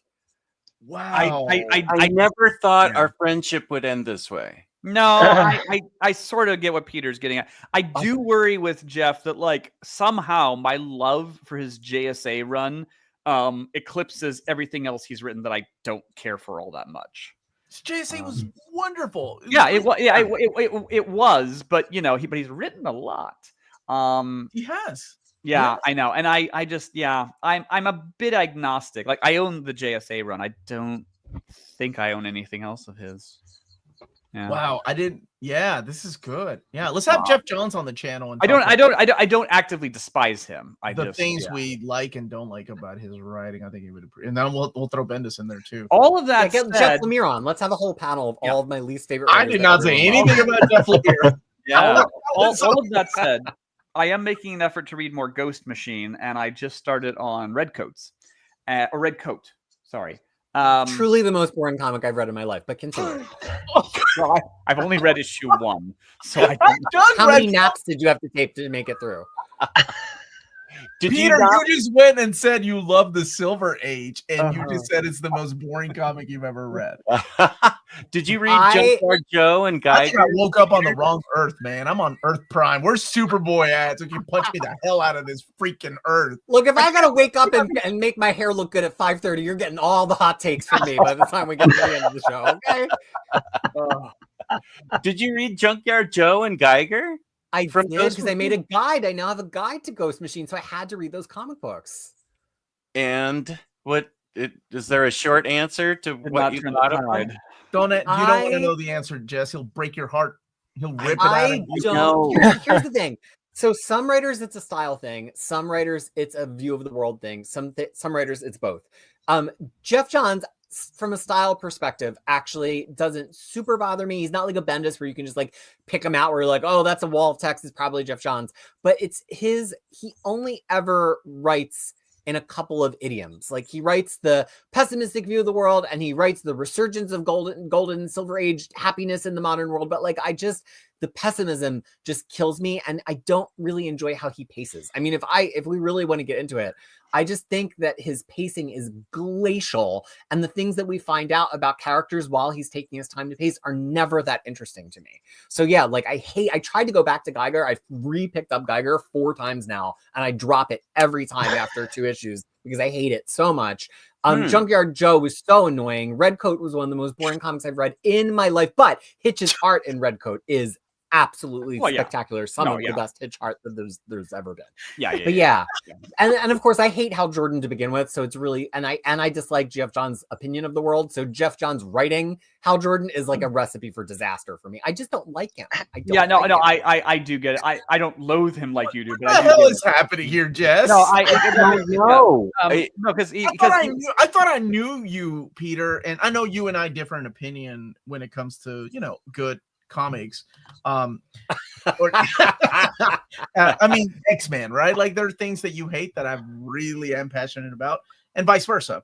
But I don't think we've ever talked about certain writers and the tropes that they use like this before. There's certain writers that I gravitate towards. Jeff Johns happens to be one of them. I've never heard you talk about that before. I know we've talked about Jeff Lemire for a little bit. I'm not a fan of his art, but I do love his writing. I think he's solid. He pulls at my heartstrings. And I think, honestly, that's it. You have no heart.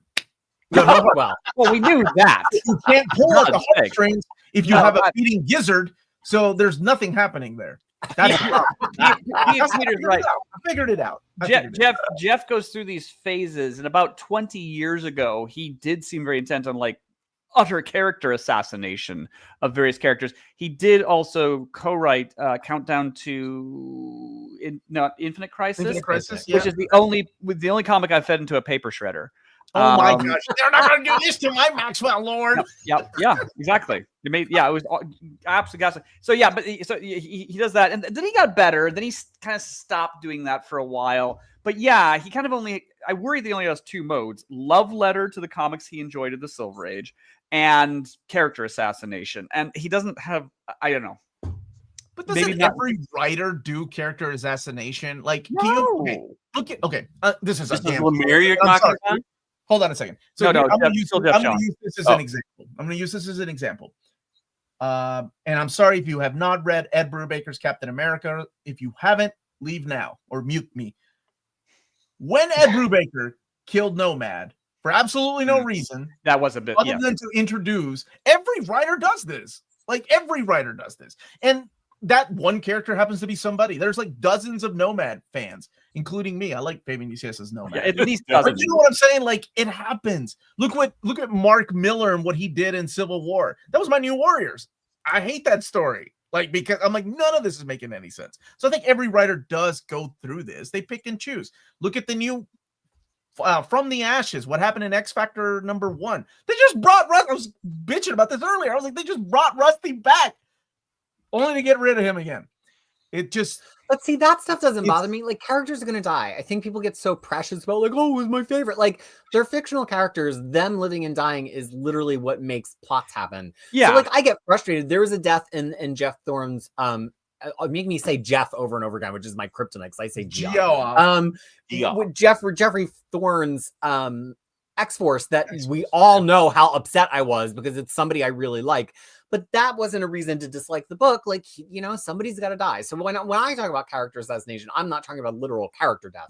I just mean like a character who suddenly conveniently is acting totally different than they've ever acted before, and not in a way that feels additive, right? Like Morrison did really transform some characters on their X-Men, but in a way that was additive to their characters. And it didn't feel like we were like subtracting from them. Absolutely not. I disagree with that. I think it ruined. Okay, damn it, this is a spoiler. Maybe we should do another show with. Yeah, it sounds like this is content, Omar. This is like content.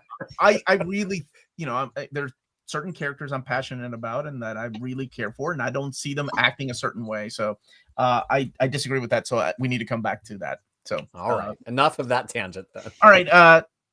If you're interested in any of the books we've been talking about, don't forget to check out cheapgraphicnovels.com. That's a good segue, right? After bashing everything. I think that would make a fun stream. That would be, because you know there's a lot of passion and a lot of love that we have to these characters and stories. So retcons really bother me sometimes if it's done poorly and when nobody cares about. Yeah. Anything else left to talk about today? Are we going to end on a happy note? Max, how are you feeling, buddy? I'm particularly happy to be amongst all these lovely people. Good answer. Good answer. Yes. Good answer. Lars, we are lovely. Thank you for acknowledging it. I'm so glad you could make it. I know that you usually can't make it this early, but I'm glad that you were here. No. The poll goes closest tonight, by the way, if you have not voted in the Marvel Most Wanted Omni poll. And it is not slowing down. We crossed 2,500 votes a couple of days ago, and I thought surely that's got to be it. I woke up this morning to check the vote totals, and I'm not looking how books are doing. I'm just looking at the total number of votes, and woke up this morning to it being over 2,600, approaching 2,700. It just keeps going and going and going. It's getting very close to doubling last year's total, which is just purely insane. Totally insane. What are you doing? You crazy people. A lot of surprising amount of Millie the Model love in any streams I do. Seriously, I don't think it's ironic. I think people. Are you sure? Are you sure? I've glanced at it. Taking Alf seriously. I think people are taking Alf seriously, and I think they're taking Millie the Model. Starting to take Millie the Model. Else in the top 5 right now that is really, really unique, right now. I don't know. Admittedly, somebody is a fan of everything, so you know. I didn't hear what you said. It goes. What did Domer say? I said there's something in the top 5 right now that is pretty unique, and it's probably going to stay there. The Evergreen stream will be. I'm sorry, the Fantastic Four Evergreen stream is the 22nd at 6 p.m. Let me make sure that I have the right time. 5:30 p.m. on Thursday the 15th is when we're revealing the top 60. With the top 10, the contenders, the ones that almost made it to the top 60. So that will be on Thursday, May 15th. Next Thursday. Yeah, you 3 will be there. But it's really, really close. Like some of the ones that are almost breaking the top 60 are really, really close. So yeah, even after all those votes, I've looked at the like relative vote totals of like what would be like 62 versus 61. There's one of those kind of really important breakpoints. I think the difference is still only 5 points. So if somebody came in and voted for one of them at number 5 and not the other one, that one would be in. So like your votes will continue to really matter right until the last vote is cast at 7:59. Okay, there you go. It should further clarify that much of mine and Crushing Crisis disdain of John's. Like you and Crushing Crisis are teaming up on me now. What's happening? No, I will endorse anything Next to Maginot's about to say. I don't even know what he's about to say. It's going to be at least 3 parts, so you might as well wait. Buckle up, man. So yes, if you want to find out, that will be here next Thursday is when we'll unleash it, and then we can start talking about the DC reprint poll. And fun fact, so the Marvel poll kind of feels like it emerges fully formed, from somebody's forehead with all the votes in it, but that's because we've had 13 years now of it, so we kind of know what all the things were. The DC, not reprint poll, the DC Most Wanted we did for the first time last year. We had over 500 options, but a lot of people picked out stuff that we missed. Karate Kid, which it turns out is not about the movie Karate Kid, but is a Legion character. So actually, once the Marvel poll closes later tonight, we're actually going to be releasing the DC titles list for public consultation to make sure we haven't missed anything before voting, so that when we vote, it has all the books you want. So be on the lookout if you're on the Near Mint Condition Discord as a Patreon member. It will be there. It will probably also be somewhere on the Marvel Masterworks board. So if you really want to make sure that all of your favorite DC titles will be included when we launch that poll next month, then be on the lookout for public consultation on the DC Tiger Eyes Most Wanted polling option. Should be fun. And before I wrap up, does anybody remember where Civil War II was collected in omnibus format? I'm going crazy over here. Omar is having a hallucination because he recently read the Nick Spencer omnibus. You're bashing and the Nick Spencer omnibus has Standoff and it has Secret Empire. So in the Mandela effect in Omar's brain, he has decided that Civil War II has also been in an omnibus. So it's in an Omni somewhere. I know it is. Civil War II is in an Omni somewhere. The entirety of it? Yes, because so I'm doing my Avenger. I was telling Peter I was doing my Avengers reading order, right? And I have to write the stuff down. And I got the Civil War II, and I have the OHC, and I'm like, I know that's in an Omni somewhere. What Omni is it collect? So I thought Captain Marvel, and then I was like, no, it must have been Captain America. And I know. So if you know, leave it in the comments. By the way, did you check Crushing Crisis? I don't. What is that? Oh, that might be the problem. Go to sleep. You sound like my wife. No, I don't sleep. Miss Marvel? Did Miss Marvel? Miss Marvel didn't have an Omni though. What reading does Jeff John 100% not in an Omni? Wow, 100%. Okay, I guess I'm in the wrong earth where people are bashing Jeff Johns for writing good comics. I don't know. Did you write a good comic? I'm with you on that. We're done with that. Civil War II is the Mandela effect of the comics world now. Like I know someone's gonna write in and be like, actually, man, everybody's wrong. It's in the Jeff Johns Captain America on the in this earth. All right. And on that note, we are out of here. Peter, where can people find the Crushing Crisis website. Where wonderful. You can find me at crushingcrisis.com with reading orders and collecting guides to all the Marvel Universe, much of DC and Indie as well. And also Crushing Crisis on YouTube, where I have so many hot takes similar to these. To me, this isn't even hot. This is like a lukewarm take. But if you want to see all of my takes from ice cold to room temperature, all the way to scalding nuclear, please subscribe to Crushing Crisis, where I will be streaming in just a couple of minutes as a follow-up to this, because why not? Are you crazy? What? Yes. Yes, I literally am. The after party. Aftercare. Yeah. Okay. I didn't know you were doing that. Okay, good for you. And Jess, where can people find you? On Omnidog's Vault on YouTube, where let's see, I just celebrated 8 years on YouTube yesterday with a 6-hour stream, and Saturday I will be having a show at 1 o'clock with Jessica. We are reading the first 3 stories in the Superman Batman Omnibus. That's the one where the second story is Michael Turner's Supergirl art. If you want to join us for that discussion. And I think she's a horror movie lover, and I think that the next show we do, we should cover Sinners, because I've heard everybody talking about how great it is. I still haven't seen it, but I bet she loves it. And so we're going to try and work in comic books and movies and be your full service one-stop shop for things nerdy and snow bunnies. It was good. Yeah. Did you call Jessica a snow bunny? No, I didn't. Oh boy. I didn't know where you go with that comment. Okay, Peter. What a great way to end it. Matt, what about you, my friend? Where can people find you? You can find me on my YouTube channel, where I post my own arrangements of Beatles songs and other guitar-related things. And you can also find me on my Instagram, where I do the same thing with a way slower production rate. All right. And Lars. Yes, Lars Pearson. X is 6. Where can people find you? Lars Pearson, publisher and editor-in-chief of Mad Norwegian Press. We are available at madnorwegian.com. Please check out our 2 big series in Doctor Who, About Time, which puts every Doctor Who story in the political and thank you, James.